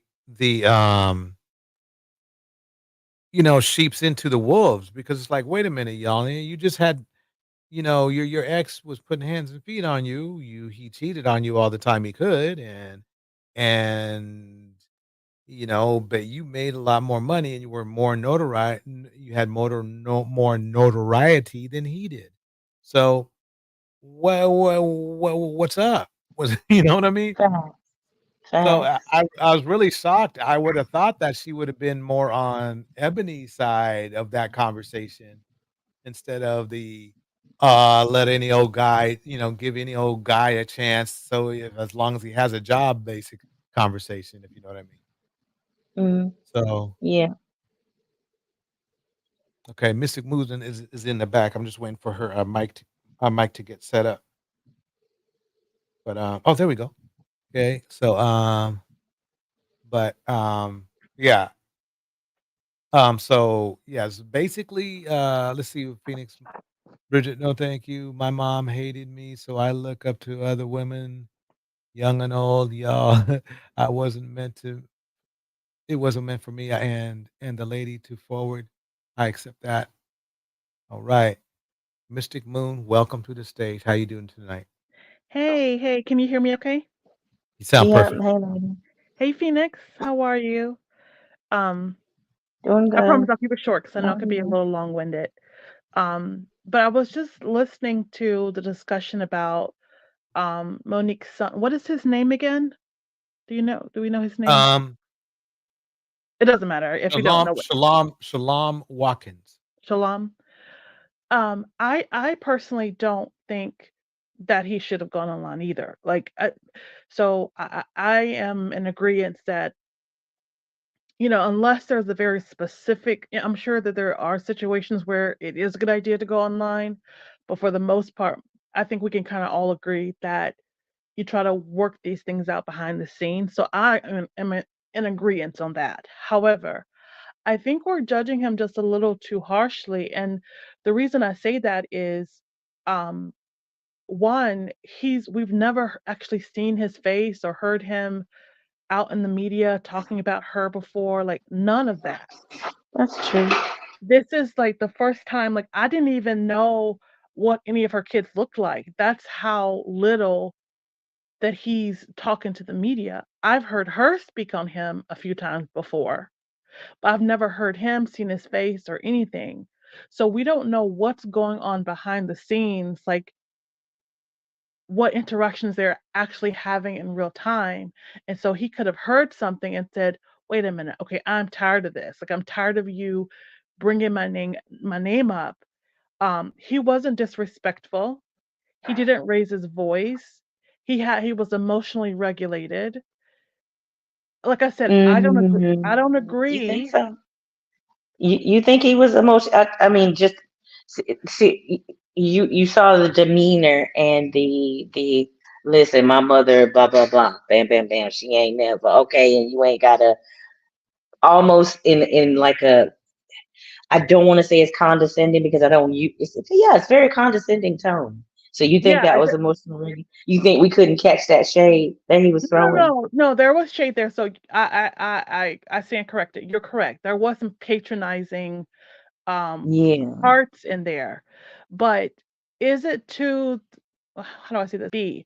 We were just discussing her interview, and it seemed like one. Let me back up because I don't want to say anything ugly about anybody. Um, It's okay. Go ahead. Hey, I that's guess what what this I'm for. I guess what I'm saying is if we can have a woman who's mentioned more than once, because I know for a fact of 2 times that she's mentioned this, of how terrible of a mother she is. or that she was her son, and that she didn't want to even be a mother at the time. Can could you imagine what this child went through? But Like, but it's one thing to the not have your father, but to your mother, that is a whole nother level of trauma that is just too profound for even words. So You got a point. I guess what I'm saying is, while I think that he shouldn't be online, why is the conversation what it is? It seems that just because he's male, that he's getting more heat for this. And I Mhm. listen, I am woman centered. If there's anybody, I don't know if there's anybody more woman centered than me, okay? But No, because it's I'm not that always it's not that he's male. It's that the fact of the matter is that it seems like he's the feeling I get is that number one, I don't believe Monique brought him up. And I mean, she made it clear that oh yeah, I was great. I was a great parent. She said the opposite. She said she was a shitty parent. It sounds like to me he's kind of like putting salt on the wound because it obviously bothered her. I mean, obviously it bothers her. well, I So mean, she's a big girl. Like she's a grown right, woman. but And he's he's a pretty grown grown man. himself. I mean, he's 32. Ooh. I I just thought, agree. oh man, I just They're you got me, you got my mind going, Mister. Because I could look at this two different ways. And one way I see where you're coming from, that you're saying like, you know, are we coming that hard on him because he's male speaking out? And this is no, this is what they do though. This is how a black man do anyway. It just Badmouth sounds black like to women me. It on a just sounds public like stage, right? yeah.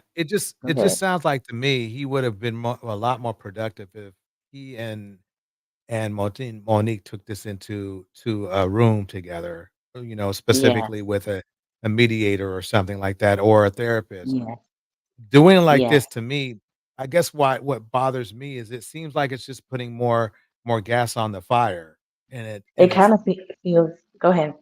But when you yeah. I mean, listen to her response, when you listen to Monique's response to it, She responded.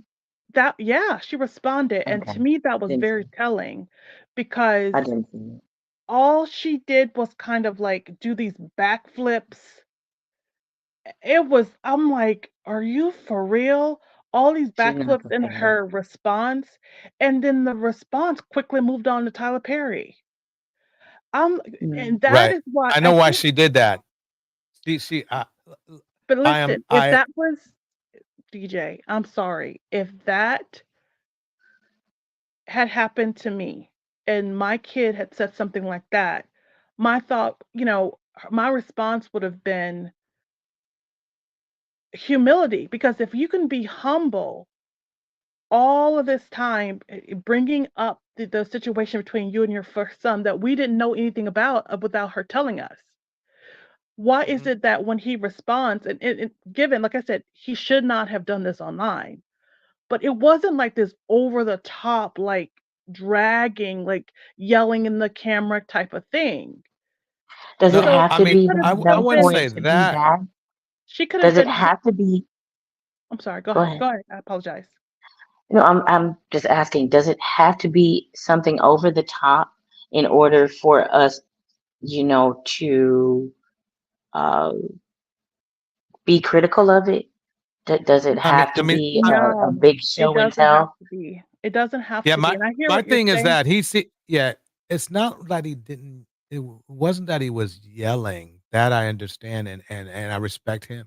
I respect him for not yelling, but he was pretty damn condescending. I mean, he sounded like he was Mo's father.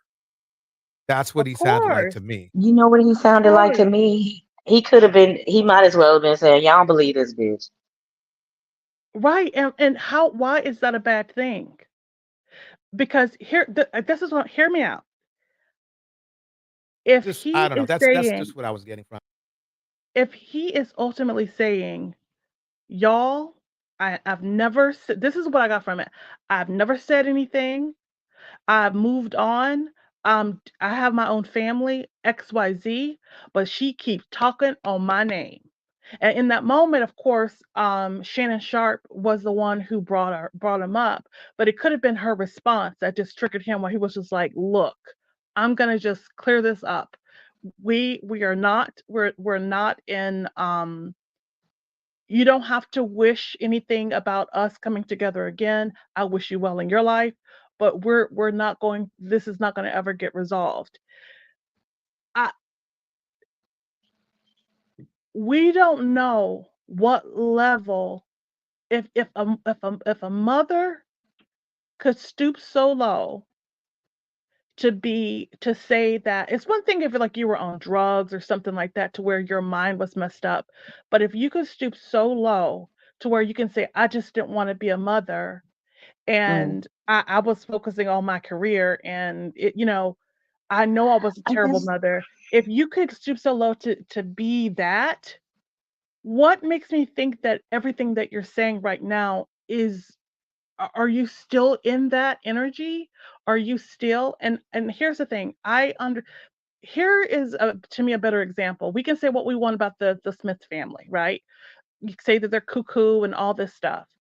But one thing I will say is I admire um Jada's mom, because she also said she was a horrible mother, and she was able to turn that thing around. I don't know how they turned it around, but they turned it around, and she was a excellent grandmother, and she's an excellent mother to her as an adult. So Very good I'm point. not in the Very good game of point. condemning people to hell for not making good decisions at one point in their life, because once you know better, you will be able to do better. That isn't the issue that I have. Like, people, we all have things that we're ashamed of that we've done, right? That we want forgiveness for. I'm all for the forgiveness bit. I just don't understand the level of nitpicking at his response to the degree that we are, when this young man did not have a mother experience. You know, That is traumatic. question. I have a question for you on that. Yeah. So, Wasn't a could forgiveness. not we also say the same thing about Black males when they are sitting on podcasts and online in any capacity, degrading and berating Black women? Could we Yes, not also say the same thing, that um, we are being too harsh on them because um, of what they've had to grow up with? We don't know what they had to endure. that's We don't fair. know the type of mother that they had. That's fair. And I understand the point that you're making. I do. But I don't, while it's technically the same thing, you're absolutely right. It sort of isn't, because this is not somebody who's sitting up online bashing his mother every day. This is True, somebody who finally responded because true. he heard his name. And we don't know if maybe he was just fed up and he just had enough. So it's not the same thing. If you had been telling me that he had been dragging Mo for years, then I wouldn't even say anything. I'd be like, he is dead wrong. Like, I wouldn't even want to hear it, because I'm just like, you're just dragging her when she's already apologized. She's already trying to be. Then I would be on your side in this scenario. But that's not what's Okay. happening here. When you say it that way, because like I said, I mean, I've admitted something. This is public and it's gonna be on the internet forever. Thanks, Torch. Um, but it was Hey, triggering for me because I was seeing it from a lens of being a parent who um, made a complete 180. And so I saw it from that angle. of a parent who was very apologetic and did make the attempts to um, have my child in my life, and then decided to, let it be. So I get your point. I think I think to some degree, maybe we all project um our situation. Yeah, And yeah. in your situation, it sounds like you made the 180 and then you genuinely tried to make it right. And she's not ready to do that yet. So you have to step away. That's admirable. And I'm not saying that I don't, the point I'm making is I don't know which way Monique leans. She may literally be like you, where you're like, she saw the error of her ways and legitimately tried to turn this thing around, right? At the level of consciousness that she's at, though, Mhm. because like you were saying about what we were discussing last, the other show, Mhm. the level of consciousness where she's at, she probably genuinely believes this is her best effort. We can see That may through be that. true. That may be true. We can see, through that and sort of spot the nuances, but that's not the case, with the general public. So then if we can spot the nuances in what she was saying, like the parts where we thought, really sounded legitimate and the parts that sounded a little like pandering or a little bit like manipulation or whatever, I guess what I'm saying is if we can pick out the nuances in what she said and how she said it, um, I think yes, we should be critical of him for bringing this online, but to me, it wasn't that we are being critical. It just the energy that was going towards him seemed like you guys were giving a 10 when maybe you should be giving a 4. Like I yeah, agree with that. I can he agree needs with to that. be checked because you don't want to why are you going online? But at the same time, we don't know the full story, and I don't know the full story about Mo. Like maybe she really is manipulating everything, right? And Yeah, we can he's see that. um and he is justified, right? In him saying Yeah. it the way that he said it. Or it could be that she's just like you, where she legitimately has done her very, very best to make this right and is giving a real effort. And he is like sort of in his bitterness and is not willing to let her in. The point I'm making is Yeah. I have no idea which way it leans with Mo, left or right. But what I do know Exactly. is he has not, based on what we know, he has not been behaving in the media the way that some of these other men that we kind of like sort of like stories and stuff that we have been watching and listening to, he has not been doing that. And I don't get the energy from him that he's dragging black women and trying not to be accountable and all of that. That hasn't come across fully in his how he tried to articulate himself. I can agree with that. I just it's the intensity of us going after him that I'm concerned about. That's all. Yeah. Okay. Yeah. And I would say this. I mean, I agree with you as far as in fact, I totally understand where you're coming from. It just seems like I mean, it sounds like he doesn't want an understanding with Monique. It sounds like to me he came on here strictly. Welcome, Rika Regaming, by the way. He came on here strictly for to bring some more lighter fluid to the party. And And that's maybe he was saying, "Listen, sis, you can just go ahead and get my name out your mouth. I'm tired of it. I don't want to hear it no more." And he may was trying to just go ahead and sever whatever cords that were left. And he might be justified in that. We don't know what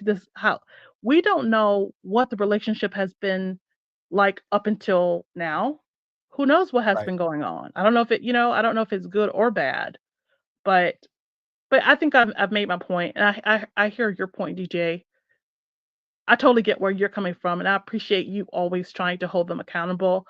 I see Phoenix' point of view because she's speaking from she was in that spot and she's changed and trying to do better. And I'm a huge believer in people changing. Um, because if you really have changed, you are literally a different person. If you do the work to change, then those are two different people, and we should not be always Well, calling somebody else's previous self back if right. they legitimately have changed. That's not Right. fair. I guess another point I put myself in. Let's say he was my son, which he very well could be. I mean, as Mhm. far as age wise, right? If if I'm mature in my place, as far as let's say maybe his mom was mean to both of us, right? I Mhm. would still not want him to go out here putting our business out on the internet. So True, but I we mean, I didn't just know about him without hearing that from Mo. We right, we didn't know anything. She was the one who brought this up. He didn't come out and say this. She has right. said this before. This is my second time hear her say something about her not being a good mom to the first son. She could have just never even mentioned him, you know? Right. I mean, the thing is this, I don't know if she meant it to I did I didn't see that part of of her interview about him. Mm. Um, I will say this, I didn't like the fact that she got daddy involved. It should have been between her and her son because daddy had nothing to do with them 2. You see what I'm saying? Unless he I agree. raised him too, that now that when I think about it like that, it's Mhm. like yeah, I'm thinking, okay, maybe I did put a little bit too much heat on him because that I th- if I think about it like that, where she keeps getting daddy involved, and I guarantee you, daddy is the reason why she's not getting gigs too. But um, Could you it's see not from his point of view what he could be going through? right with that because if I think it's more so this. And I'm just kinda getting hit by a small epiphany, not a big one, but a small one, where where she's she's allowing somebody to speak on her son when really it's between her and her son. Mhm. Do so basically, I can see how his shade can be justified in that case because, look, you wanna bring dude out, he ain't even my daddy. And Mhm. you gonna have a when Yeah. you brought me up and now I think they would have been okay if they just had an interaction with each other, but she bring daddy in like she brings him in for everything, which brings me over to this daddy. He's the one who's ruining everybody's lives. I mean, don't get me wrong, they have 2 wonderful kids together, right? 2 twins. Mhm. But every other aspect of their lives, it's not been and it's clear that Monique is not happy with how her career is going. That's apparently clear. Mhm. Um, and she doesn't seem to understand that it might have to do a lot with daddy. I mean, he Mm. not that he's a mean or evil guy, no, not at all. But some look at the NFL. They create trade coaches like they buy clothes. So Mm. sometimes you just have to sometimes some people the it just seems like the guy seems nice, daddy seems nice, right? But for some reason he rubs people the wrong way and now he's Ugh. rubbed her son the wrong way. Yeah. I don't Oh, it's he's not I don't know what it is. Some people are just irritating like that. I can't explain it. I agree. I agree. it's also the place that every time you keep calling him daddy, it's pissing me off. So I can only imagine It's weird. what It he's makes me doing s to her it makes son. it makes me grimace every time I hear that. It's like, "Ugh." Oh, Yeah. like, Oh, "Okay, But daddy." It's like, "Ugh." yeah, it is very cringy and unnecessary.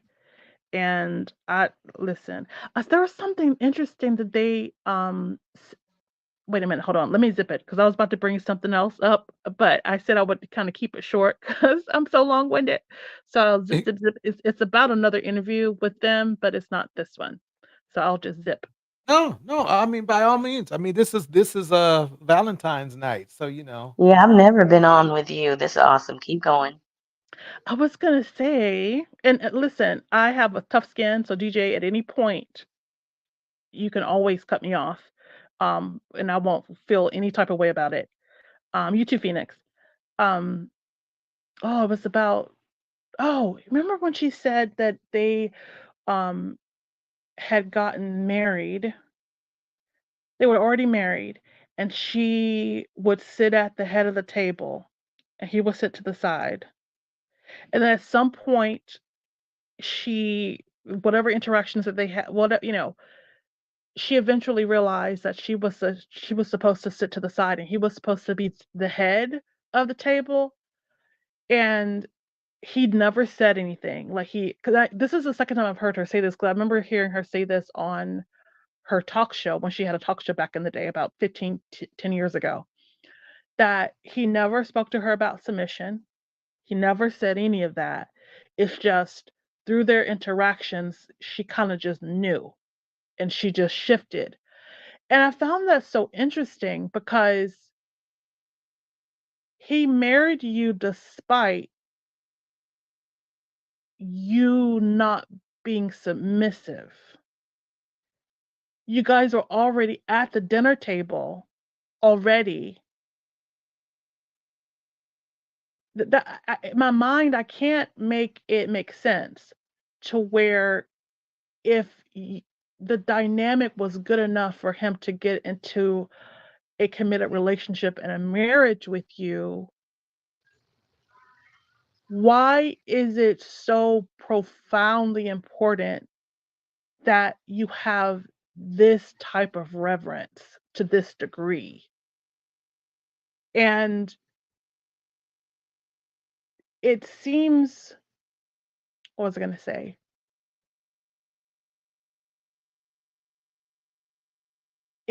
I could be wrong, and I don't want to speak on anybody's life when I don't know it, but I sometimes wonder, like, is she just spending all of her energy trying to elevate him to something that he's not necessarily at? That's what it And seems why like to was it me. okay for him to not to be at that level when he was okay with it before? Oh, you mean daddy? Yeah. Yeah. So He's apparently he was okay with whatever role he was playing. I don't know. It's like, To me, it all seems so unnecessary. no, I see where you're coming from. This is the vibe I get from dude. This guy is he's not really good at anything. He's kind of like a lump of clay, and I think truly that's where she's paid for it. I don't know Mm. why I keep thinking that. I just think that, again, I don't think he's an evil guy. It's just he's not what she needs to get what she wants done, and he's got this aura that puts people off. And I think the problem is that when that person's your agent, you got some problems. You know? And the more I think about it, the more I can see why her son is responding the way he is. Okay, And so this is, well, no, just briefly. You guys are reminding me. I always had this motto that if I have to hand you your peen, you don't deserve it. So Mhm. it seems as if that's what she's trying to do. She's trying to hand him. She's trying to make him. Mhm. Mhm. Mhm. And that's it. She's trying to make him. And then is he your daddy or is he your son? Right. Right, how about Well, she should try you just said a husband mouthful on on for a that. minute, you know? Yeah, It but we Woo! can't even get to husband right now. Because she is very, very specific about calling him daddy, and she has an explanation for it. So this is well thought out. And to me, it is all unnecessary because I'm sure he has talents, untapped talents, but I'm sure he does. She clearly does. And it all seems so unnecessary. Like she's trying to I feel like that they probably grew up, they were friends before. Mhm. They get together, she's the big star, and he's okay with the dynamic. Maybe he isn't really, but he at least went along with it. Whatever happened, it almost seemed like he has you ever just hear people speak like philosophy, sort of like I can never say the word, philosophical kind of speaking, and they kind of have it and it kind of sounds good, kind of like preachers or whatever. Right. And if you have that gift of gab, that's wonderful, especially if what you speak about, you're doing your best to live it, right? So then that's wonderful. But if you have this way of speaking or whatever, um, I wonder if, okay, I wonder if she got caught up. This is the spot that I'm at. She clearly has her trauma. He has his. We all have ours, our trauma. She's got the dad wound. She's got the, fat wound. I'm to this wound, all this stuff, right? So she's with him, and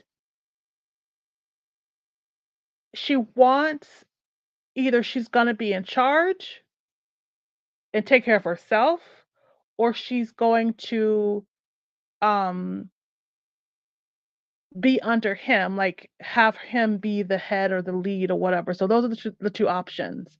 And so I'm thinking he was speaking whatever he was speaking, and it sounded good. And maybe at one point, I remember she said that the therapist was saying something and he was saying something, and it matched. And instead of her just kind of appreciating him for his thought and moving on, it's like she immediately was like, "I have a new daddy now." That the dad that I was supposed to have at 13, I have a new daddy now. And he kept playing into the that with that philosophy type of speaking, and it seemed like everything he said was so profound and really, not saying that it's not, but it's not really. It's stuff that we should all know, just living, being human beings. So it's like he's stuck in this pattern of being this sort of guru with this way of speaking about what should be, and it doesn't apply all the time, and it's not necessary, and that energy could be put into him actually genuinely being the agent, like being a real agent, learning about the craft and being that, whether it be just to her or to others, um, or put it into his own, whatever his own calling is. But it's like that his sort of like, even when he was on the phone with Tyler Perry, and Tyler Perry was like, "Look, I'll give you the money." Like he was just like, they had said all kind of wild stuff to him on that call. But in the end, he was just like he was going to pay her, and they were getting what they wanted from the call. But then, as soon as Tyler was, you know, spoke about how he was going to take care of her, he was trying to school Tyler on some sort of philosophy about life, and it's like, what are you doing? Zip it Right. up. He Right. just gave you what you asked for. So it's Right. like he's overusing Yeah, this. exactly. Yeah. Okay. I I'm mean, the sorry. bottom line is that I know, you nailed it. The guy, and believe it or not, he is not trying to be annoying. Mhm. He's just is. He's just an annoying type of guy. Yeah. I know them. I know guys like that. They're just, they're They want to be something. They want to be someone. not, some Yeah, reason really feel like pretty sure. Yeah. you know, I feel like that he is probably the root of the lack of success that Monique has had, and I'll tell you why. She's talent-wise, I'm only talking talent, not Mhm. morals, not, character, right? Mhm. Talent-wise, she's a pretty easy sell, Mhm. okay? She's moderately funny. She's very articulate. She can speak well. She can land the plane when it comes to being an actress, right? Mhm. So, and I hate to say it, but um heavier set black women get a lot of roles because they don't compete with all the other skinny non-black Mm. women. You see what I'm Mm. saying? Yeah, In that's a roles. So, a lot of people don't know that, but that's what's going down a lot is because the who wants to a gorgeous black woman is going to always compete with a good-looking or even gorgeous white woman on the big screen. Mhm. It's just and they don't want that. So she by her just that Monique should be getting gigs, maybe not left and right, but she should be in a movie. She should be in a movie literally every 6 months with somebody. Right, I see what you're saying. Maybe not the main actress, but definitely supporting actress. Mhm. Um, she's as far as an actress, not her character, not her morals. She's a very interesting person Mhm. as far as an actress. She's witty, she's funny, she's you know she can be strong, she can be weak. That's a lot for a director to work with. Mhm. So, what is keeping her from her success? And it very well could be daddy. I have I seen don't know people. if it's him though. I think that What it I can't don't be, think it's him no, directly. you won. You're right, Mystic Mona. I'll tell you why. Because it can't be him because she chose him. Mhm. Yeah. See, Mhm. It's so yeah, it's not it's him directly, but it's it's her it's using of him. yeah, the bottom line, she chose somebody who's extremely annoying to be her manager. So Mhm. just that alone, because most people, what happens is like after an actor, if he or she stops getting gigs after 3 years, they get rid of their manager. I mean, their agent because there's something wrong. Mhm. So Hmm. that's just my theory. That's me just thinking out the top of my head. Yeah. I agree. I agree. I think that she I'll be honest with you, she admitted that she was kind of a hothead and all that stuff. And I'll be honest, like I think that She's annoying too. no, no, I'm not gonna call her annoying. I'm not gonna call anybody annoying. I'm gonna say Uh, that there's a space that we're missing between how she got in this position and then her daddy. So the space that I'm thinking of is whatever identity that she kind of um morphed into. Okay, so think about it. She's a kid. She's been made fun of for being heavy set. She's got her issues with her dad, and then her dad is showing up for her siblings, but not showing up for her at a certain age, right? Um, and she's got this dad wound, this mom wound. She's been, essayed by her brother. Who knows what else other trauma that she had. okay. So that's gotta be um it's like her self-esteem didn't even have a chance because it was torn down before it could even really be built. And then here she arrives in Hollywood and she's getting this validation from, now becoming a name and getting this money and all of that. So there's a space between there that those somewhere in there is where the issue is. The root of it is, which is because somebody said this, it's like she's navigating like she is just like some little nobody um on the what Yeah, is it, she the is. Chitlin circuit. Like, no, no, no, Monique, you are actually a huge star. And why don't you have one of those fancy agents? And even if your daddy is your agent, that's okay. Like, there's nothing wrong with that.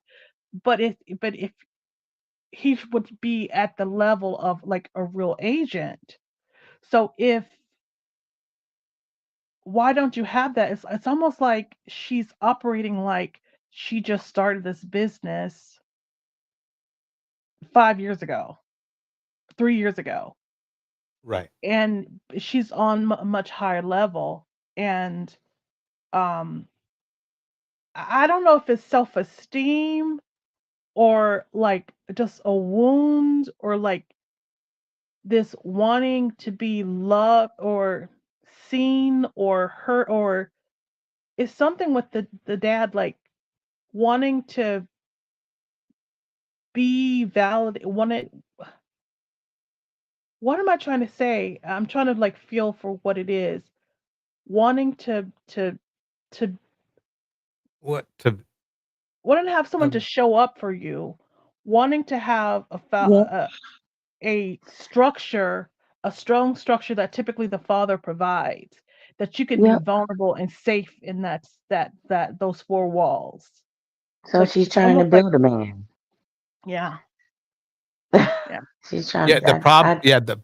the problem is she's trying to build the wrong man. She should be trying to build her son. Would that be an accurate Uh, assessment? I say she's trying to she build needs. heal herself because it starts Yeah, there that's what I first. was gonna say. Yeah. Yeah, yeah. She needs Okay. this. I, I was actually waiting to say that. I mean, bottom line, she needs some deep therapy. She's got to have some therapy. She, I think some. I think it was you, Mystic, who said it in the chat that she needs to take at least a year, maybe longer, just to step back and be within herself Mm. and Right. go to therapy. And yeah, because none of this is going to be healed unless she starts with herself. I agree with that. I absolutely agree with that. And Ro- also too, like, I wonder if she's forgiven herself for being a bad mom. I don't feel like she's No, forgiven herself.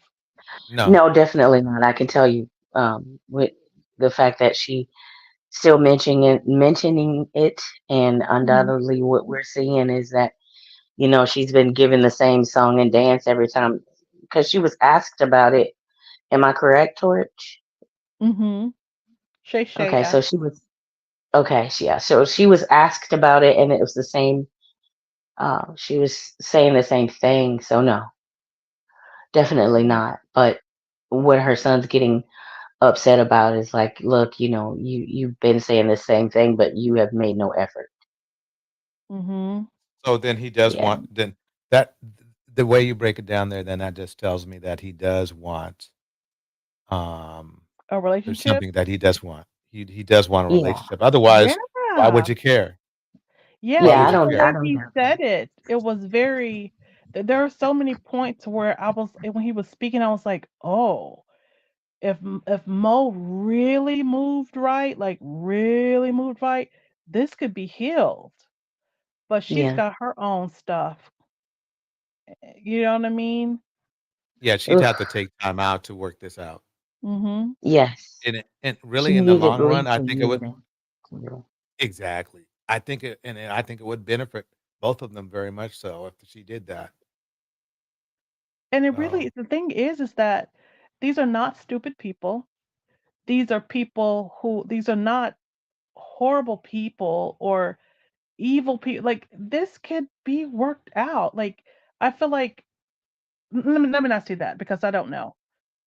from what we see from the optics, it's something that can be resolved. It's resolvable, Right. but you I mean, they can't ain't skip Diddy. steps. They're not No, Diddy. So yeah. yeah, they're not Diddy, but even Diddy could that's not gonna stop him from being penalized. But he could anybody could shift out of the behavior um that they've had before, and I feel like this is something that can be salvaged, but you can't skip steps. And I think the reason why when she talk about like the community and the babies, it doesn't resonate because we're like, what are you talking about? Like this don't have nothing to do with the community in the way that you're even speaking about it. It sounds so, I don't want to say like fake in the sense that she's trying to be fake. I don't think that. But I think she thinks she sounds like she's saying something, but really it doesn't resonate. It doesn't match with what people feel when they hear her say that. Oh, And I then there really, was something else that she always brings up, the community, saying this or that for the community. And oh then she keeps God. saying everybody's so shocked to see a black man standing next to a black woman and all of that. I'm like, No, this she sounds horrible projecting to right say. there. She projecting right there. Yeah, it's like, but we're really not thinking that. We're really looking at you Mm. and thinking this whole thing is sad and you don't even see it. Yeah, I really wish she would stop calling people the babies, because I mean, and I guess that too has something that could strike a nerve with her son too, to hear her trying Hmm. to be auntie or parent for Right. all these people, and she hasn't done it for For him, him. For him. or Yep. yeah. And she may even be doing that subconsciously because she's trying to make up for what she did with him. It's like the subconscious is a very interesting thing where it'll have you doing all kind of stuff just trying to make peace, get yourself to some sort of True. mental and internal peace, Hmm. or eternal peace. Well, no, internal peace. Um, so it's sad to watch. Like I don't want to judge anybody in the situation because when we really take a look at ourselves and our lives and how far we've come and how many mistakes we've made and stuff, if there's grace for us, there's grace for them. And I mean, no, we still talk smack. I mean, I feel like smack talking is one, fun, and two, it's important because we have to call stuff out so that we can have these kind of conversations so that people can see their shadows. Listen, let me tell you something about YouTube University. There have been so much stuff that I have learned and grown through just having these kinds of conversations and just hearing other people go through similar situations to me. So Yep, same here. if Monique, you hear this, which I'm sure you're not, you probably are doing rich lady things because that's what you do. But we love you.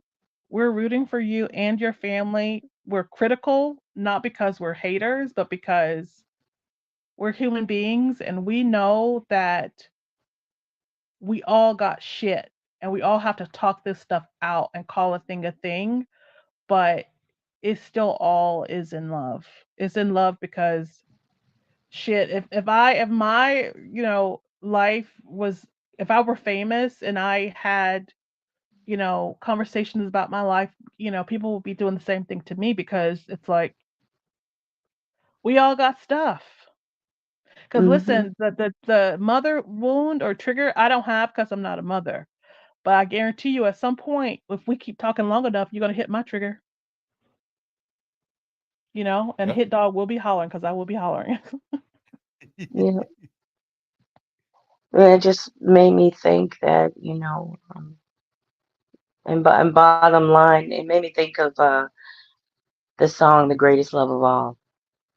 When they Mm. say the greatest love of all is the love that's inside of me, and until Mhm. she heals and feels that for herself, all of the love that she's expressing outwardly to the community, to her babies, Miss Auntie, whatever she has to say, it's gonna seem performative. Mm. Yeah, I agree. It's her running. I Mm-hmm. 100% agree. That's a great example. Um, mm, that's a whole word. I'm snapping my fingers. You can't see it though. I'm snapping. I bet you could hear it. I'm snapping it, girl. Beautifully said. That was beautifully said. All right. Well, thank you, Torch. Thank you. It was good Yeah. to be up here. You too, Mystic. I still can't find you, but we'll talk about that later.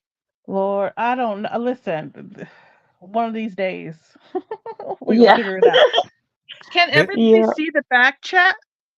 Hold on before you leave No. Phoenix. Or is it just Oh yeah, yeah, Just that's us. right. You guys, the private chat, they cannot see it. So if you wanted to like In the share some back information back room. here, you can do that. Uh, Definitely. All Right. right, Torch. While y'all do that, I'm gonna go ahead and hit the beat. I gotta Y'all be have up a good early night. myself. Same here. Have a good Okay. night, Indiana Mom, New Diamond, Bridget Mouton, everybody else in the chat. All right, here we go.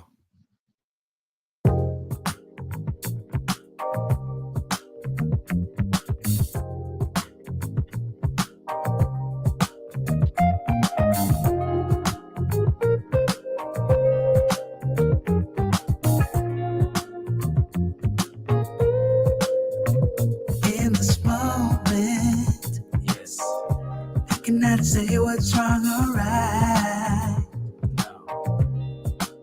It's not hard to fool me, 'cause I'm addicted to the good life. Yeah, lead the way, I follow, no need to say where we are heading now, babe. I follow to the edge of it all, to the edge of it all. So tell your good night, 'cause I'll find no matter what. Yeah, susceptible now before the moment flies. Ooh, so tell your good night, 'cause I'll find no matter what. Ooh, susceptible now before the moment flies. It's not a problem, 'cause I know what I'm getting into. Yes. Yeah, and nothing can stop me, 'cause I'm addicted to what you and I realize. Lead the way, I follow, no need to say where we are heading now, babe. I follow to the edge of it all. So tell your good night, 'cause I'll find no matter what.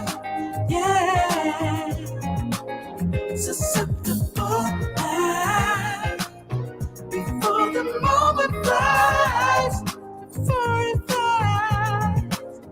So tell your good night, 'cause I'll find no matter what. Susceptible